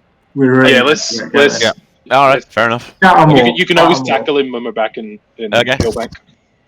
Right, so you were about a couple of miles outside Palebank, so who's taking the Vanguard? It's going to be Nertu and Dabble again, I assume? Yeah, I'll go in the van. Okay, give me a My natural perception check. road. I'll elbow Pandak and be like, we'll bring up the rear, and that way we can keep an eye on the pair of them. Mm-hmm. So you start off, and you start to move down from the tree line down onto what you now recognise to be the main roadway towards Palebank Village at the foothills of the Alps. As you step out of the densely wooded area into the more clear area, you can see out in front of you the Crystal Sands tundra disappearing off onto the horizon. With the current light of it's almost just past midday, you can see the sunlight glistening off the what look like sand dunes, but completely covered in ice, and you can see it glistening, almost looks like a frozen sea as you look out to it. As you start moving towards the road, Kurt makes his way up slowly up front and walks up to you, Dabble, as you're leading the party, and he says, "Hey, Dabble. Okay. You probably don't remember me. That thing that happened, she's still really pissed about it." Okay. And what are you going to do about it? What are you here for? Me? I just want to get out of here alive. Hooli was supposed to be in charge. Hooli was supposed to look after us. Now it's just me and Buseda left, and we just want to get out of here with our skins intact. So, if you follow what I'm saying, I'll forget I ever saw you, as long as I don't have to spend a night in the stockade in Palebank. I'm willing. I've already tried to get out of here once and got picked up by these ogres, but I'm willing to do it again. I'd rather not spend an evening under the ministrations of Elro. Even though he's clearly got nothing on me, it's inconvenient. And I will forget I ever saw you. You can make your way out. I can try and give you an opportunity. But you can go, but if you double cross me, I will kill you first. Just remember who slew that ogre, okay? Devil, we've spent enough time in Shady Creek to know how this stuff works. You watch my back, I'll watch yours. And if you fail to watch my back, I'll stick a dagger in it. It's how the world works, isn't it? Yes. You remember Thilmid? Thilmid told me he saw you coming out of Croker Cave weeks and weeks ago. He was going to blab his mouth. He thought if he told Jackson that he'd seen you, he'd climb the ladders. He'd be lieutenant in no time. Well, he didn't survive, so the only person that's seen you now is me. And you know what? I'm going to completely forget about it. Okay? Okay. I'll make a position for you. I'll give you one chance. If you don't take it, that's on you. Okay. You ever find yourself in Shady Creek again? Come and find me. We'll try and figure something out, okay? I'm sure there's some way that we can resolve your situation. Maybe we can both get something out of it. And he goes back to walk along with Buseda. Right, so a couple of hours pass, and you make your way back into Palebank just as the sun is starting to dip behind. Let me think. West. No, the sun is still quite directions and things. The sun is still quite is coming to be low on the horizon. And let me switch you to the correct map. So you're currently about a mile outside of Palebank.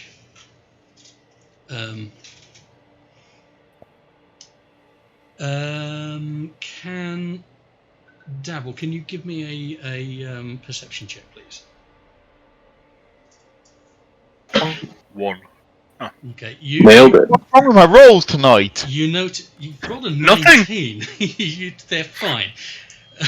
You notice that Kurt and Buseda are starting to sort of hang back at the back of the party, and Yeah. you can now see the roads opening up. You can start to see the coast now, and it's very clear that the rise up on your right is now the rise upon which Palebank is situated, and the human and the dwarf are now sort of trying to loiter around the back of the party. Right, I'm Do just we? Not to I'm gonna interrupt, but do we notice that? Give me a perception check. Okay, because me and Pandak were at the very back, kind of bringing up the rear. Perception. I can't even see the fucking nose in front of my Pandak face. and Camney, you don't notice it, no. I noticed You- it though, you- like a hawk. Come on. Literally just walking around like. You're very tired. You've had a full day's worth of travel through difficult terrain, and you've had a battle, and you start to recuperate. They've not been any bother for the couple of hours that you've been with them, and you just sort of not really paying attention that much. Yeah. So that way Which is you difficult when pointed I'm out, small and he's small. and Nehu says, finally, within sight of home, or at least home for the next 6 months. That's what I was going to say. I think it's time for a last. I go over Right. and tap Davil on the shoulder and say, "Do you need a distraction?" To be useful. Okay. Shape of an elk. Okay. All of a sudden, you see an elk erupt in the middle of your party and it's got charging off towards Powerbank Village. No. Actually, I want to run towards the woods, sort of, just into the trees. Honestly, you're not that close, so Okay. you can charge off down the road towards that area Okay. if you like. Yeah. Fair enough. And I'm howling like a mating elk, indicating that I've spotted something with my elk-like abilities. Okay. Thing is, like, Like we've a only known him a village. while. We've only known the Bitten by druid a very while, much but an elk. yeah, we're all just like standard, Bloody hippies, man. fucking par for the course. What on So- earth? Kurt notices you walking back towards him and says, "Got any rations, dagger, anything, sword, something to help us out?" Nope. You're on your own. Okay, better than nothing. Be seeing you. And he and Buseda turn and run into the tree line. Okay. After Do we about see, 10 do minutes, we see them run? No, you're seeing this elk go charging off in front of you. Okay. You've got no idea any of this is going on. Okay. I get this impression that he probably would have been, Cinder would have been better just running in the nud and just going. after about 10 minutes, I come back as an elk. I will sing you the song of my people. Let us cast off these robes. Come back and transform. Basically, say, "Oh, terribly sorry, false alarm. I thought I smelled something." in the Ides of Melora. Nibbling on the mushrooms you found. That's it. So Have we lost, I see we've lost our friends. you've managed to come back, and Nethu says, "What was no one watching them? I was, God, damn it." Sorry, I I'm was trying no. to work out what that was. Camney's like, I don't do nothing I don't get paid for. So That I have no idea. Those two, the only time, exceptions are certainly a thing, Devil. The only time we ever see humans up here, they're from Shady Creek. They're with the Utalots or the Mardoon. They're bad news. Can I do a I'm full sure. For you to tell us. Can I tell whether this guy is starting to feel that we're a bit shady? Can I roll a perception? Is he starting to lose trust in us? Yeah, roll a perception check. He looks irritated. He thought he had you get the impression that he thought he had a situation under control finally, after stuff had gone so badly wrong on this routine escort mission from Uthadern, and he just thought he had a handle on the situation, and it's all started to go a bit south again. So he's. I engage him. I engage in Uthadern. I'm like, if you wanted us to keep them, you should have told us that you wanted us to keep them. We're not jailers. We didn't know about Shady Creek. It's like after all, you know the people around here. We don't. Yeah. Shady Creek's not round here. Surely you're aware of. I put my arm around him and say, "Wild animals must run free." He looks at you and.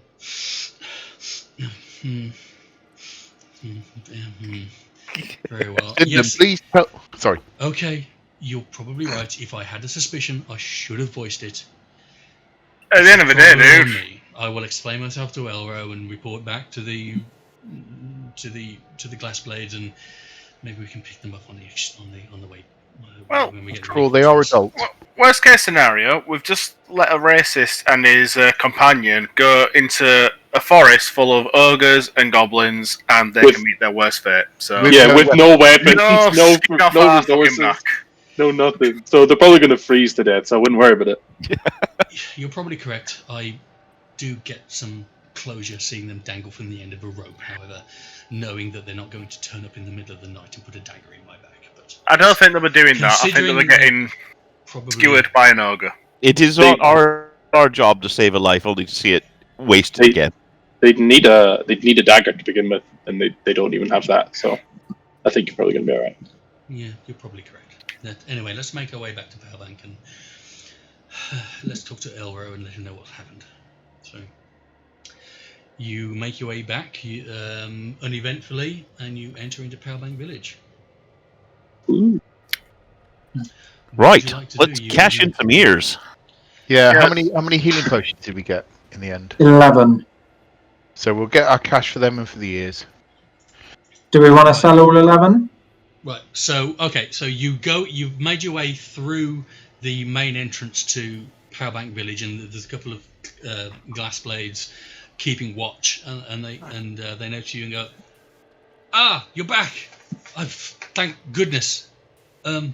Nethu, oh my God, we thought you were dead. We thought that the whatever it was that had taken the convoy had got you too. And he went, yes, they did. These fine people managed to rescue me from. I don't even know what fate was going to befall me, but please find Arrow. We need to let him know what happened. Yes, right away. And he disappears off into the building next to the gate. Like 30 seconds later, Elro comes out. And addresses you. Nethu, you. I can't believe I'm actually seeing you again. We didn't hold any hope that we'd actually recover anyone alive from the attack. What happened? And Nethu explains to him that they were ambushed on the road by a bunch of goblins and orcs, completely taken by surprise, knocked unconscious and dragged unconscious to this camp where the survivors were taken down below into a mine, and a ritual of some kind had taken place. And he says, "A ritual, you say? What did you recognize what kind of foul being these creatures were interacting with?" And he just says, "No, there was an iconography of a dragon in there, but it was damaged and defaced as if it was offensive to these terrible creatures. All I noted was this purple mist gathering as this terrible shaman or whatever it was using his magic. Right, you need to you need to go and speak to the clerics. They need to make sure to take this information and send it back to Uthadern. Uthadern needs to be informed.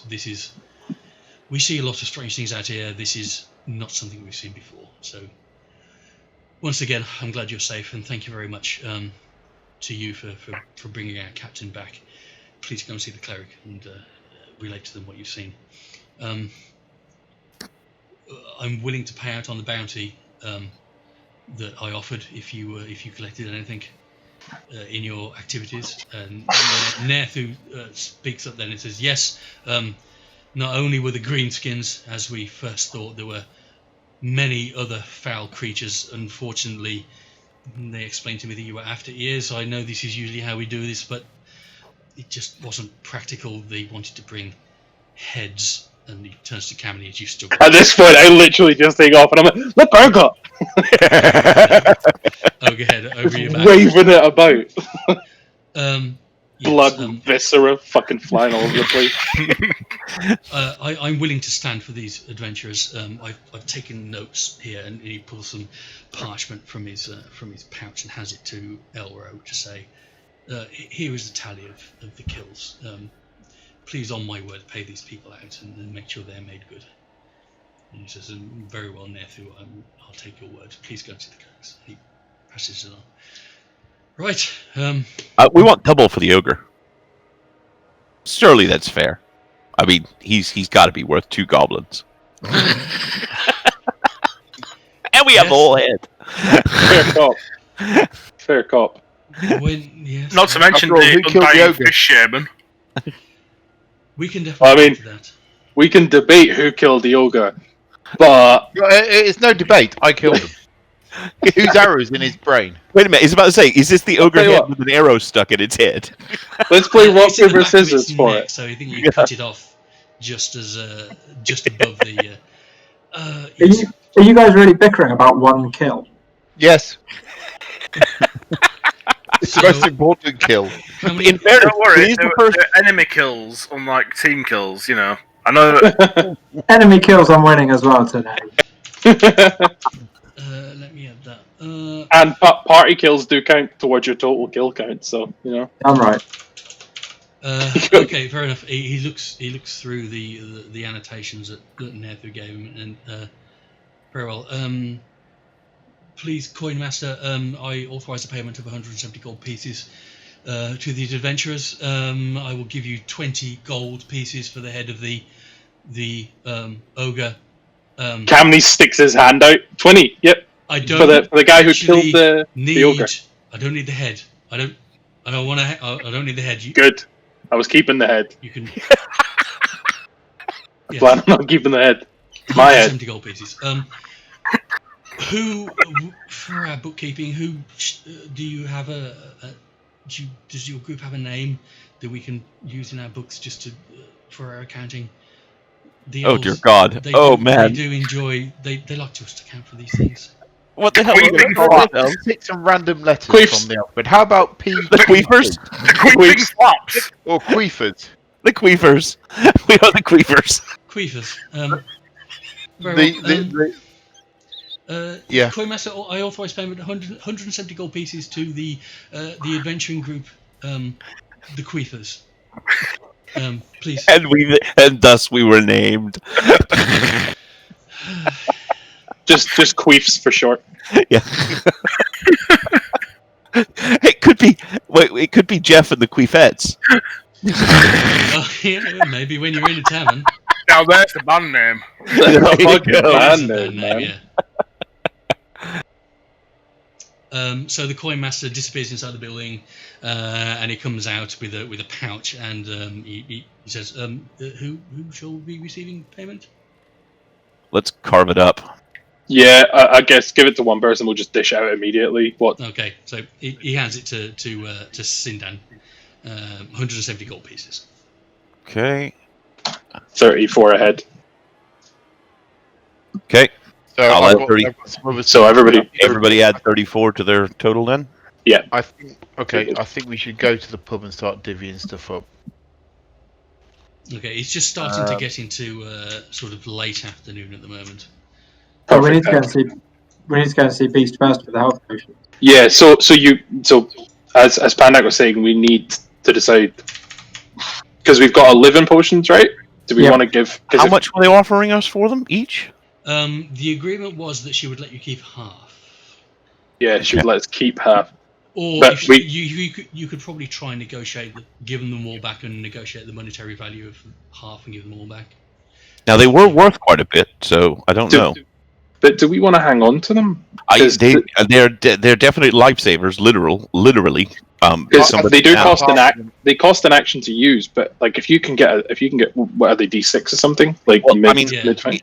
Yeah, if Jeff's out of spells and I'm out of spells, they're the only option. So, 1d4 plus 4 is pretty fucking mad. So shall we keep one each and then?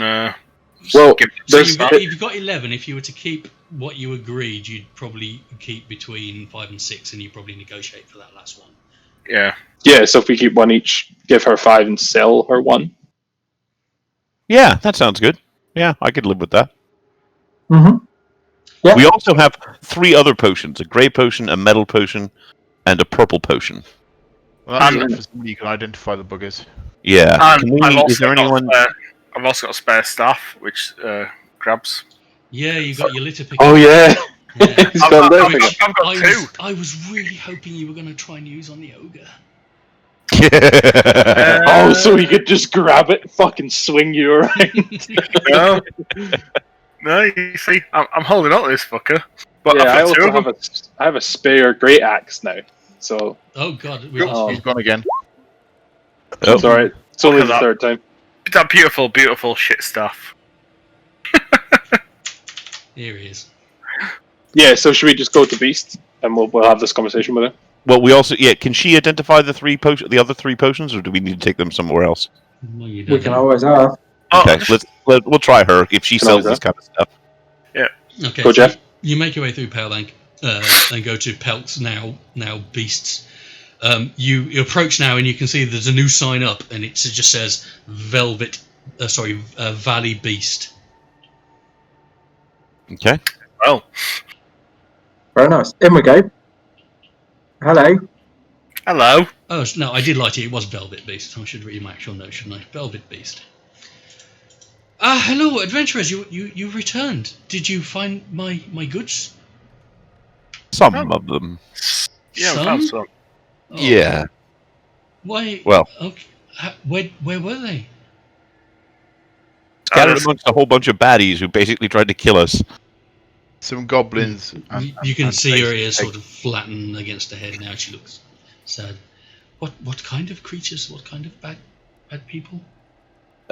We had fish creatures, dragons, fucking ogres, goblins, ogres, an orc, in there. Dragons. Don't worry about it. Kraken. The white dragon. Did the white dragon had them? Yeah. I don't remember a white dragon, but hey, I was an elk for some of it. Okay, that's very well. Then yes, as agreed, I will let you keep half of what you found if you can return the others to me, so I can then sell the one to the Glassblades as I agreed. Fair enough. Are we going to be fair and honest with her, guys? So I said, yeah. So, yeah. We might as well. So we found 11. Okay. We found 11. 11. So the agreement was to share half. I think it's reasonable that we keep 5. You take the 6 and maybe you reimburse us for half the value of the 6th one. That is fair. That is fair. Ah, Beast will stand by her word. So keep 5, whoever's keeping track of them, and you get 25 gold pieces. Do you want to distribute the 5 out so we don't get made? Yeah. I've got. Chuck me a potion. Yeah, everybody's got one on their body at least. Then. Yeah. She goes into the back office and then returns with a pouch with some money in and hands it over. 25, as agreed. Okay. So what are these? Just literally just healing potion? Yeah, literally just healing potion. Yeah, standard healing. I ask her whether or not I bring out the other 3 potions, and I ask her. We found these upon our travels, which we don't believe are part of your original hall, but do you have any idea whether you could identify these for us? Ooh, Or whether you have any idea what they are? interesting. No, these are not mine. Give me 1 minute. And she grabs them and goes into the back. And you wait. A minute passes. 2 minutes. You hear some moving around inside the room and some shifting of boxes, and then she comes back out with the potions under one arm and a bunch of books under the other, and she slaps them on the desk and she pushes the potion down. Ah, yes, these very interesting. This one flips through. Purple. This one. This naughty one. This one, mind reading. Mind reading. She puts the purple potion down. This Okay. one, mind reading. This get into people's brains. It's naughty. It's not really the done thing. Okay. Thank you very much. This one, metal. This one, this for you. And she points to Camney. This one, invulnerability. This one make you strong like bull. Like forever? No. Oh no! That would be ridiculous, Mr. Giant. No. Just temporary, but strong and hard. How temporary? I'm calling that one Viagra. All right, there we go.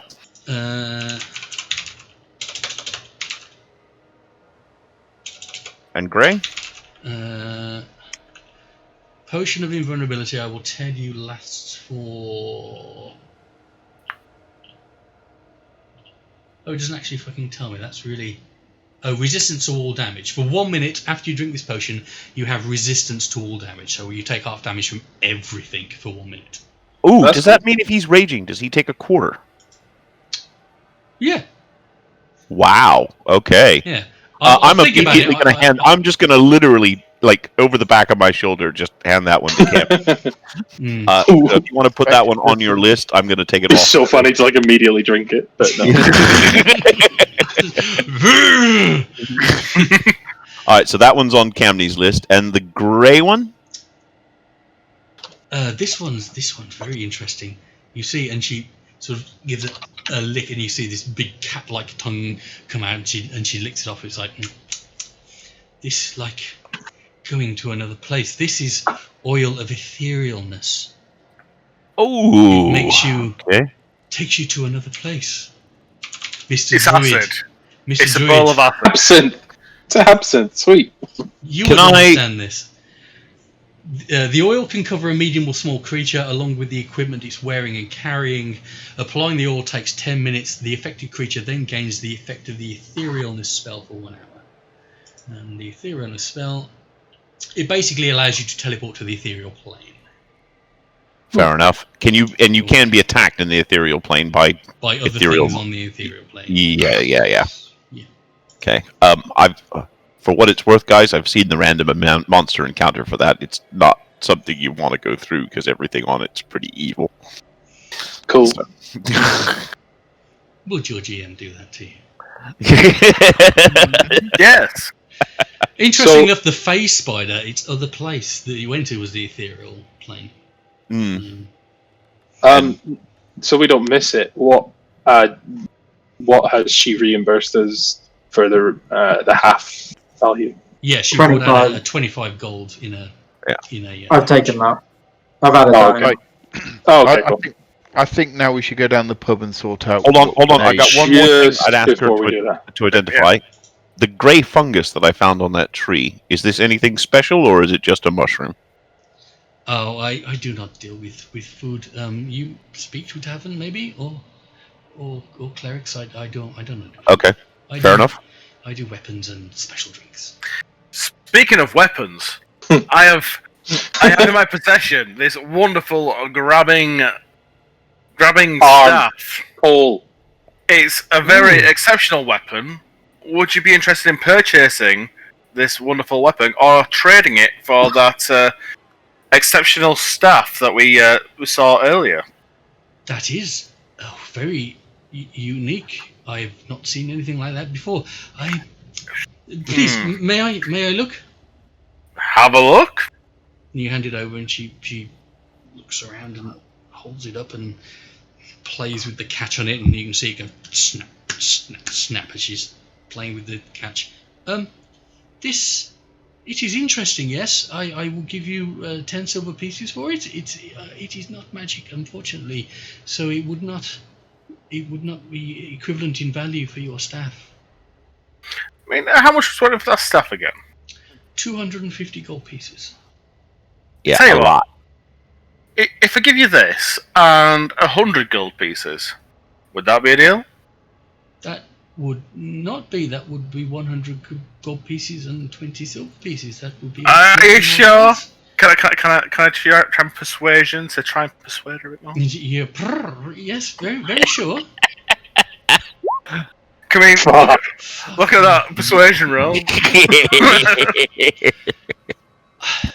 As you have done such a good deed for me, I will take this off your hands, and you may have the stuff for 200 gold pieces.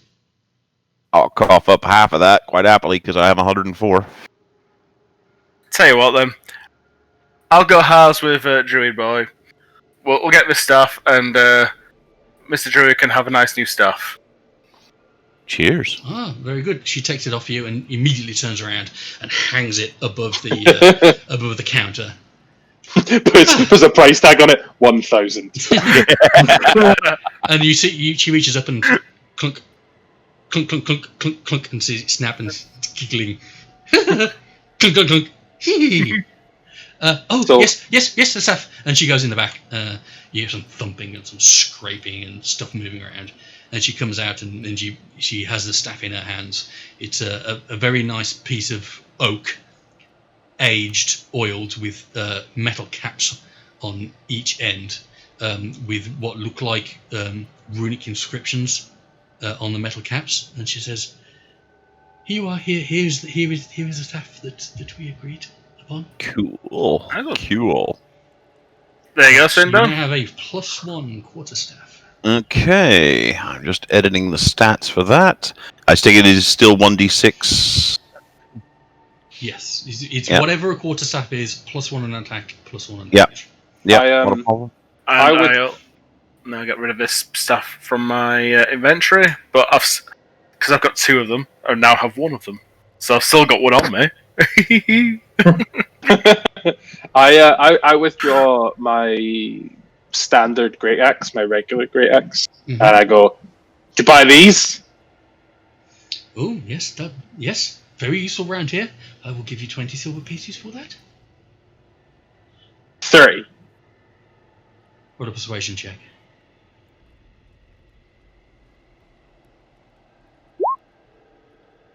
Mm, 22. 28. Persuasion check.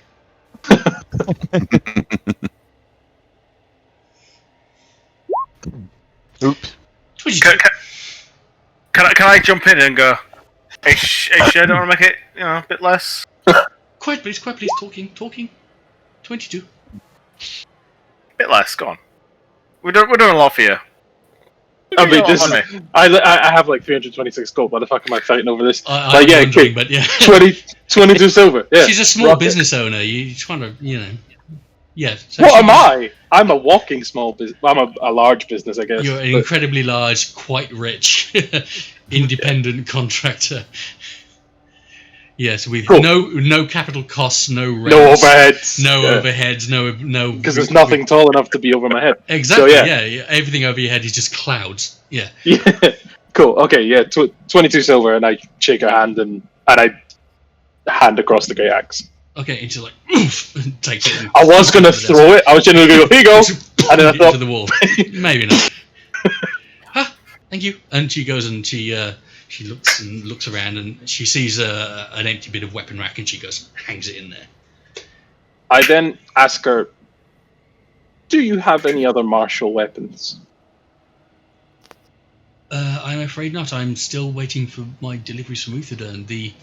You have delivered to me my potions and my special delivery for the glass blades, but still my main stock is yet to arrive from Uthadern. I had the staff because I brought it with me, because I thought it might be useful to keep me safe. I am here now. I am safe. I have all you strong people around me to keep me safe. So I am quite willing to part with it. But unfortunately, no. When my stock arrives from Uthadon, yes, I will have martial weapons for you. Many weapons. Great. Looking forward to it. Here, I've got these gems that I could do with getting translated into money. Okay. You're asking her if you'll pay gold for the gems you've got? Yeah, they're meant to be worth 10 gold. So I'll see what.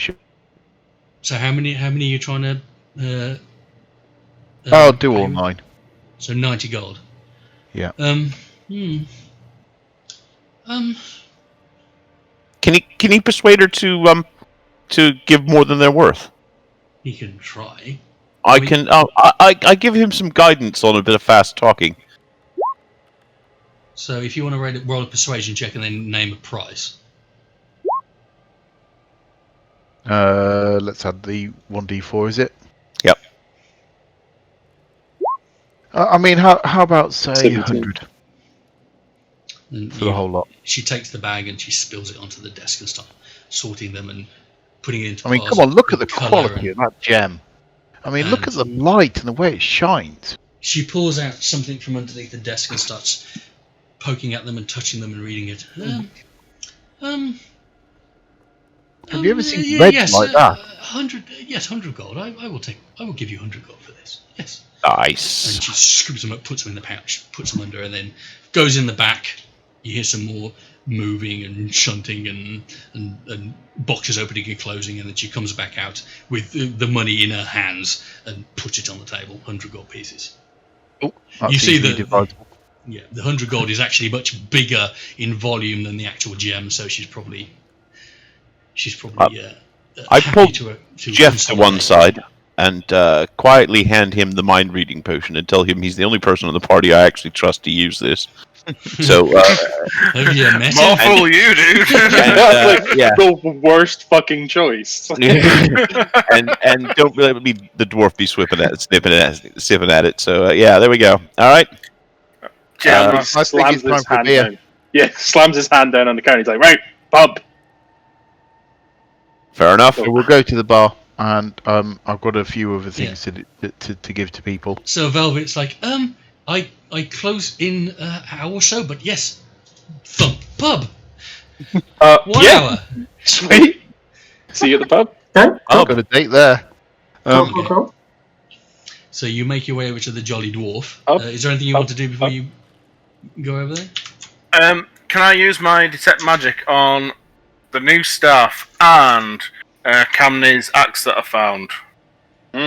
Right, so can you call it up? Because is it detect magic or is it identify you want to use? Because identify requires detect magic. I think we already know that they're magical. Right. But, so so kind of. Yeah. Sorry. I mean, you can do. So if you make your way over to the pub and you go in and you say hi to the dwarf behind the bar. And you said, "Oh yes, well, welcome back. Your usual table is ready." And he points to the table you're at last time. No one else in here at the moment. Then you sit down, and concentrate for 10 minutes, and yes, absolutely, the staff is glowing with a magical aura, as is the axe. So, if you didn't know already, guys, your weapons are magic. That's a pint each. Fair enough. Yeah, I'll buy you more than a couple. That's right. So, before we go any further, go on. So for a round of drinks, it's got to be 4 copper pieces each for ale. Slam the platinum piece down on the table. Oh! God change. We drink all night. Yeah. Absolutely yes. Grabs it and leaves. Yeah. Right, I'm just going to count out some monies and divide it. So there is 25 gold pieces each. Okay, thank you. Cool. And 24 silver pieces each. So mark those while down you're in your dividing character this up, The most maths I've ever done. while you're dividing with this the up, calc. you note the door opens and a figure walks in. It's who is it? Hoogrel I am Ingot Braves. It's the guy that you saved, Jeff, when he came stumbling through the gates, and he walks in and he's wearing his civilian clothes. Mr. Jeff, you're back! Thank goodness. I heard you found those evil creatures that tried to kill us, and you saved the captain. It's all in a day's work of a bard, my friend. Barkeep, Come drink with us. Barkeep, Let's have it. this man drinks on me for the evening. Yes. You're about 5 minutes late. At that, I take the ogre's head off and slam it down on the table. I go, what about me? Bloody Hey, who killed that? hell. Look at the arrow. No, the arrow isn't in his head, right?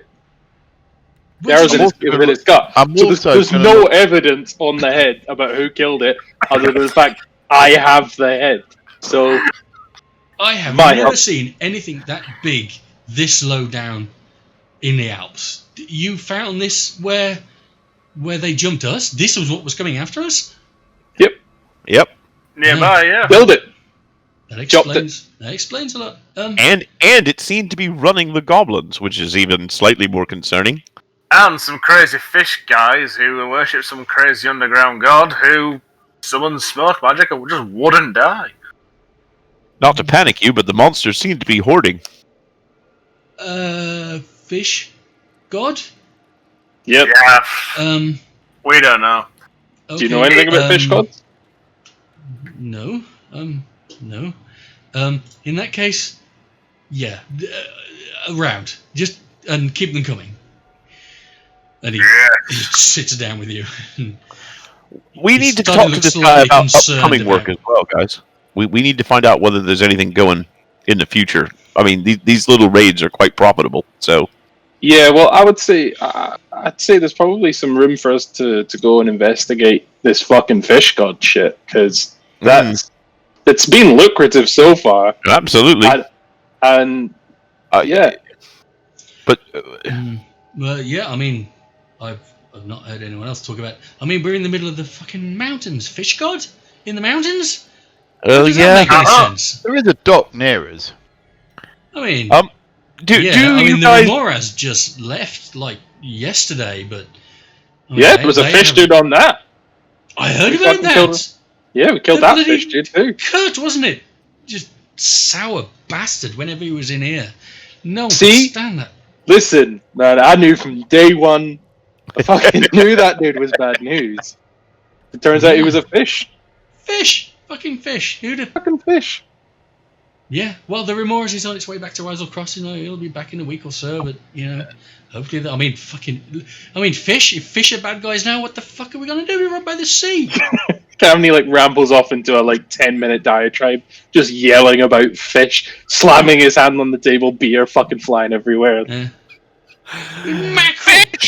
Come to kill us in our sleep! Sick and tired of these motherfucking fish.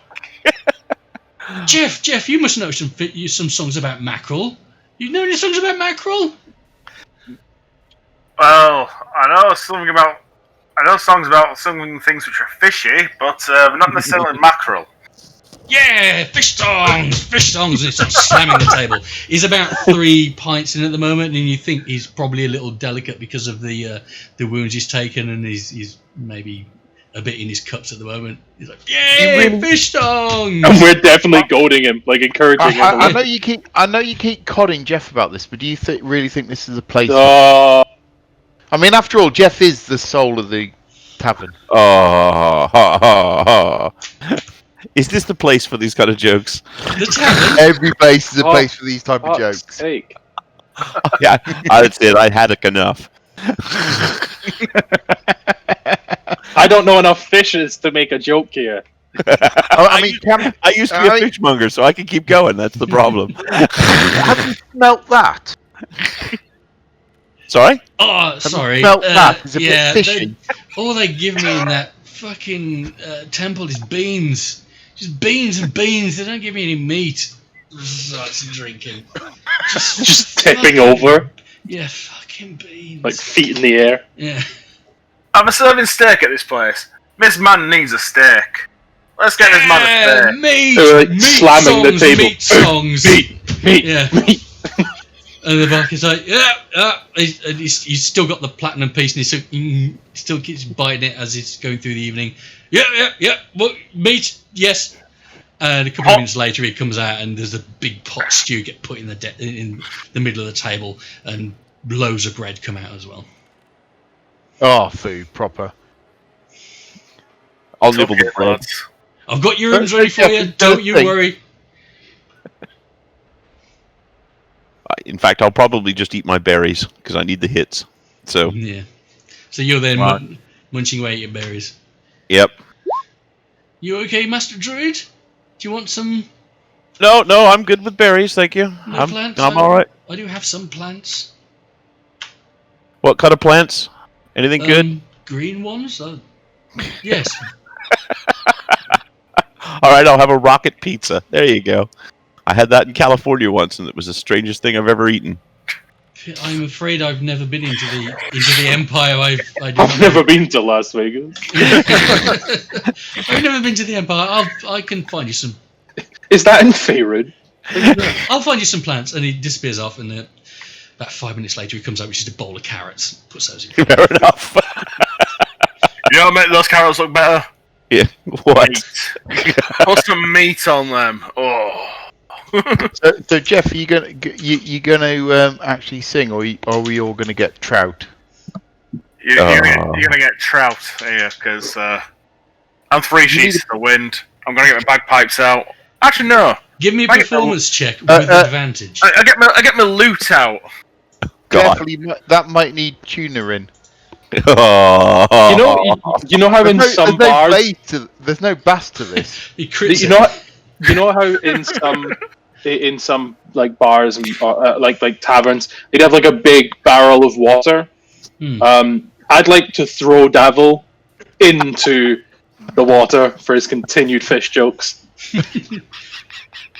Do you resist, Davil? Because I'm genuinely throwing you. Right. Just dump him in. Pick him up and dump it in as Jeff is. I mean, after all, blasting out his songs. What were your songs about that you critted on?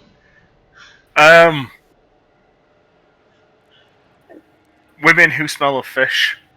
Okay, you hear the dirtiest songs you've ever heard from the Menagerie Coast about the Clovis Concord and the pirates and the mermaids and the dirty stuff they get up to.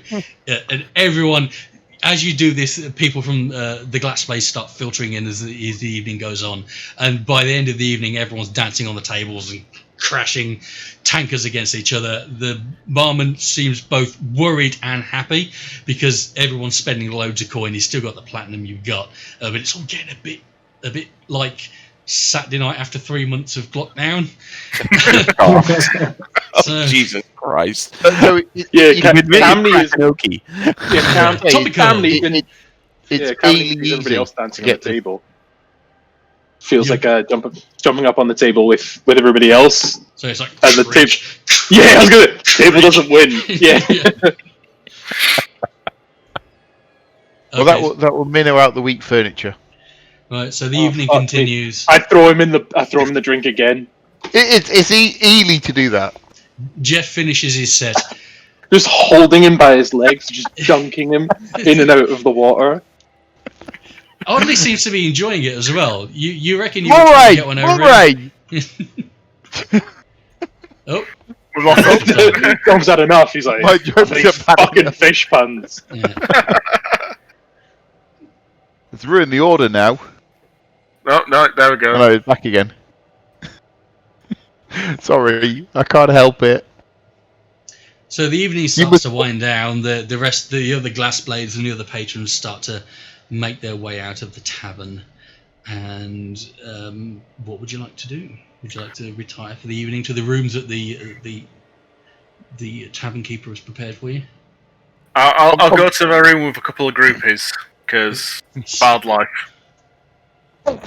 Obviously, you hate all my jokes, so I'm off to bed. Oh, there we go. This is not the time or the place for those kind of jokes.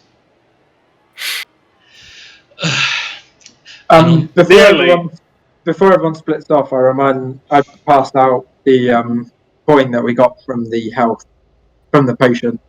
So I sliced 5 gold across to everybody. There's a load of copper as well, don't you have? No. No. Nope. Nope. I thought you did. I'm relying on you guys to keep track of From the goblins that we just killed. And the ogre. I thought And the Camney ogre. got all that lot. Yeah, I didn't do that. Okay. Well, how much copper was that then, Camney? 5. You can all have a piece. I genuinely don't remember. It was I added it to my list. 15 copper pieces. What Okay. each? No, it was 15 total copper. It was Oh, for that encounter. It was 15 copper, 20 silver, 5 electrum, 13 gold, and 3 platinum. You're now down to 2 platinum because you gave one to the. Yeah. Okay. So, 15 copper. So there's 3 copper each. Yeah. I'm trying to do reverse maths now. How many Taking off my phone. Trying to do the. 20. How much silver was it? Did you say? 21? It was 20 silver. That's 4 each.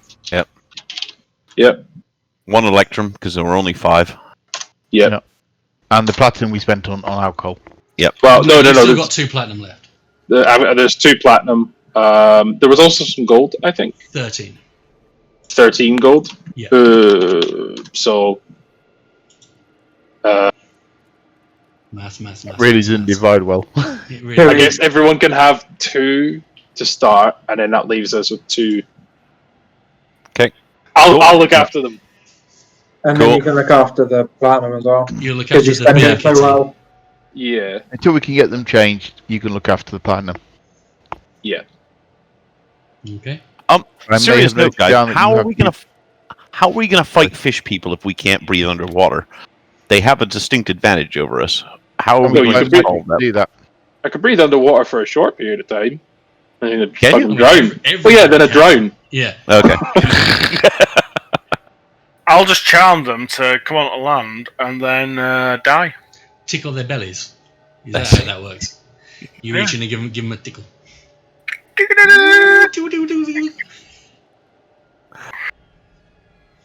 Okay. I don't know if you want to leave it there, or you want to take it on to the next morning and have a speak with the other people in the power bank. I wouldn't mind healing up, that for sure. Well, Because you'll Yeah, get a so full you night's need to rest at sleep. this point. So you'll wake up with a hangover, but you'll get a full night's rest. okay, cool. So if Yeah. you make your way back up to your rooms, they've been cleaned. They're the same rooms you were assigned before, and you wake up the next morning refreshed with a pounding head. Dabble, you've managed to dry most of your clothes. Got spares. Yeah. And you make Yeah, with breakfast. with Camney's pounding headache, remembering having dunked that devil into the boat, goes to the bucket, like to the barrel of water, just dunks his head, kind of wipe away the headache. Okay, there's a big pot of porridge bubbling away on the hearth for you to help yourself for breakfast. I have some porridge and Okay, Yeah. yeah. It's all very subdued at the breakfast table. We probably ought to speak to the clerics if we're going to speak to anybody then. Yeah. They seem to clerics. be, yeah, they... hangover cure. What? Speaking to the clerics is a hangover cure. That it's I mean, why are we speaking to the clerics to get a hangover cure? No, because I'm fairly certain that we were told to speak to the clerics about some of the stuff. We were told to tell the clerics about the... Yeah, Nertho said that we should go and speak to the clerics Yeah. and inform them about the weird fish god and rituals. also Yeah, and get some information. It might be worth getting that information before we all forget it and don't remember next week. yep. I mean, you're going to do that anyway. I'm going to give you all this, and you will Okay. forget it. What you'll have to do is watch the video, because no one else... I know a couple of people watching, but... Yeah. I have gone back and watched a couple. I watched my death again. Oh, you've got to, yeah. in slow-mo. Just remember, like and subscribe. Smash that button. Subscribe. Like and subscribe. Mash that bell. Follow me on Twitch. I don't have a Patreon. Smash that like button. Smash that like. Yeah, I don't have a Patreon. We're not sponsored by anybody, but Johnny Walker, McAllen, Anybody? Let's just name alcohol. Do you have At an this stage, we'll set up the Glenfiddich. We're not currently sponsored by Lagavulin. any commercial entity, but if any spirits providers or distillers are out there, we certainly could be. Yeah, we'd love to be sponsored by Glenfiddich, Lagavulin. Any of you feel like sending us bottles to drink, that'd be super. Yeah, we'll review and on the I'm stream definitely up for I could do sponsors. more beer. Yeah, I'm definitely up for sponsors by anybody who provides cool metal. So high quality steel manufacturers. Okay, we'll put those second in the queue above the beer vendors. Yeah, Fucking hit me up. Metal. DM me on Twitch. DMs are open. Okay, so you want to make your way over to the clerics of Melora? Yeah, I as a acolyte of Melora, go and approach them and tell them there are concerning things in our last adventure. We met a bunch of fish people who seem to be organized and practicing of the magical arts. They seem to be It's a clear forming morning. rituals. You make your way out of the Jolly Dwarf, and already there are a couple of glass blades clearing the streets of the recent snowfall from last night. And you make your way over to the temple, and the head cleric in there says, "Yes, we understood. Nethu informed us of what he saw. It's disturbing, to say the least. We have never seen anything like this in this area. So you have no advice, no warning, no. You know of nothing of their gods or their pantheon. Personally, I do not. We have passed the information that was given to us on to the head temple in Uthadern, and hopefully they can delve into the archives and maybe find an answer to this. We're just going to wait to hear back from them. Obviously, we would advise everyone coming to and from Powerbank that they would need to increase their security for the time being until we get an idea of what kind of threat these creatures pose, or these. Can the clerics help us with any items or spells or otherwise? Obviously, they have the advantage that they can breathe underwater. We may have to approach them in their domain. Do you have anything that may help us upon with this? Not.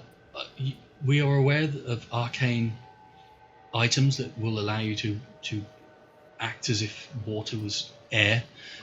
We are a spiritual conclave. We don't deal with items and that kind of thing. We'll have potions and curatives, but nothing like that. You would probably want to speak to the wizards and the sorcerers, and that's more their domain, the arcane. Again, Uthadern is probably your best bet. We're just an outpost. We're the only outpost of Uthadern. This is what the city has done to break out and branch out of its subterranean the diarchy. So this is all we've got. Well, we're here to sort of allow us to interact with the outside world and maybe get an advantage on the Empire and Zorhas so we can keep our sovereignty. Slightly more concerning is obviously that they infiltrate your supply chain and become the captain of a major vessel and your only form of contact with the other islands and the other outposts. Have you come up with any form of mechanism for stopping that from happening again? You're referring to the quartermaster of the Remorse? Yes. Yeah. Honestly, I had not quite thought about it in that way. You think they were trying to insinuate themselves into our? I think they're watching you, and I think they might be plotting something, and it might be an idea to up your game a little bit in terms of your internal security. That is a good suggestion, Master Druid. I will speak to Elro, and the next time the Remorse is in port, we will have the crew report to us and give them a thorough investigation. What color were the fish people's blood? It was red. Oh, damn. Okay, fair enough. I was hoping they might have blue blood or something cool that would be easy to cut them open and identify. No, it was regular red blood. They were just giant bloody fish. So okay. The distinguishing feature of the fish that you saw in the cavern was they were fish. It wasn't Kurt. It was the guy on the Remorse. I forget his name at the moment. he did look different. He was definitely aquatic, but he was more of a fish type man, or a man with fishy sort of tendencies. Than he was a half man, half fish, which is what you saw in the caverns in mine. It still looks like the scaled ones definitely are aquatic, but he seemed to be more close to human than the others. Yeah. Well, the druid had paranoia of the sea anyway, so all these fish basically coming on land and forming into priesthoods. It ain't cool. We have heard stories of fish, aquatic deities from the other side of wild. Are you aware of any? I mean, we also found this dragon, and we're trying to identify what deity that might have been, and whether it has any impact on this. The fish people seemed to not like it and may have broken it, and described this red dragon statue to him. Is he aware of what that temple might have been consecrated to? The head cleric is a female, and she says, a red dragon? No, no, not specifically red. It was red, right? The statue. It was red, yeah. I wouldn't have thought it was Bahamut. Bahamut is known as a gentle. Yes, and gold often. Guiding. Clearly, we don't truck with that kind of worship, but we always heard that Bahamut followers are kind. Maybe that was why they didn't like it. Maybe it was a statue to Bahamut. Okay. Maybe if Melora was worshipped down there prior to these creatures' arrival, then you wouldn't have had any trouble when you went down there. Okay. Do I feel that there's anything more that we can get out of these clerics? Do they seem to want to offer us any more assistance, or are they basically just... No, they seem to want to help. They do seem concerned about what's happened and a little shaken. It's not the run-of-the-mill type of stuff that you've been bringing into them. Do they know any other information that might help us or guide us as to where we might go next? Well, you would have to ask them a question, and I will okay, well, do you have any information? I mean, we're a little lost here. We lost one of the fish people down a giant well. We don't know where they're going to pop up next. Do you have any ideas as to where we might look next to find out what the hell's going on? My only advice to you would be to speak to the High Temple in Uthadern. They have much more resources. They have access to the archives. We are just out here to help support Palebank. We don't have those kind of resources. We can communicate with them. We can pass information back and forth, but it would be much easier for you to just speak to them directly. And obviously, if they find out anything of help, they can communicate back to us, and we can be prepared for it. How far are we away from Uthadern? I will tell you exactly how far you are from Uthadern. You are currently, as the crow flies, 140 miles from Uthadern. Jeez, okay. You do remember that Elro mentioned that he had spoken to Uthadern before you left on this last quest, and he was going to ask them to move up the resupply and the changing of the guard. So he has asked them to send the new guard down from Uthadern to change with the current the current guard currently in Palebank. All right, guys, what are we going to do? Are we going to head to Uthadern, or are we going to wait for the new guard? Well, why don't we grab Yerdasil, find out what she's doing, and then come down. I forgot about her. As you are mentioning Uthadern several times, she does stick her head out from within the library in the temple. You're back. That's good. No. I heard Uthadern. Are we finally making our way there? I hear that you've been the big heroes and killed some awful things and. Well, that seems like a big old GM hint to head to Uthadern then. Yeah. However, before we go, I mean, I know you can't tell us about the future and anything from causality, and it could destroy the fabric of the universe. And she walks up to you and she puts her hand over your mouth. But can you identify these? Right, she grabs you and drags you into the library. Well. Ooh, here's your Please. final chance here, Jeff. Please be careful.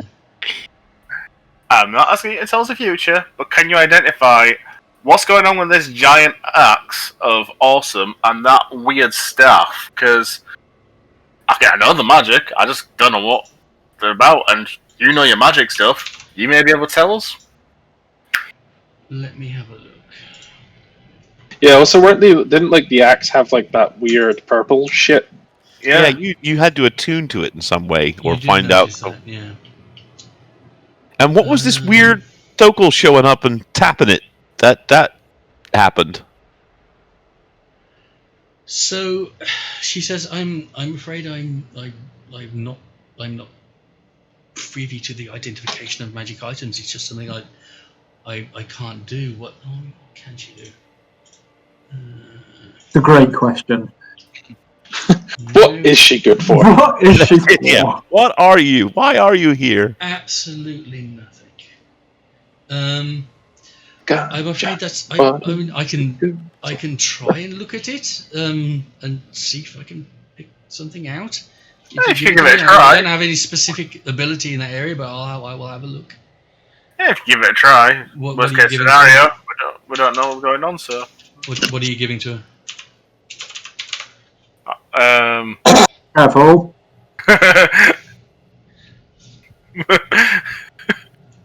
We've not been demonetized yet today. Are you giving her the staff or are you giving her the axe? Well, Earthquake. I might have to give her the staff because you know. God fucking damn it. The long rod. Right, you give her the staff, and she has a look at it.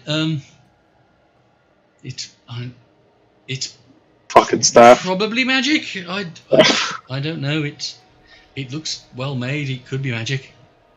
It definitely is I magic. can't really. Well, it's not. I didn't study that. I didn't. No judgment, love. No judgment. It's fine. She hands it back to you. So if you can't identify that, I'm not going to ask you to look at the axe because I'm guessing that'd be the same thing. So no drama. Okay, I mean, That's fine. I'm willing to have a look at it if you want me to, but Go on. Give it a It go. might be ancient. It's also got a wooden handle, so you never know. Obviously, they're just. I'm like pulling the axe out. I'm like, thought they were. I'm like looking at Jeff while handing the axe. I thought they were smarter in the future, and like.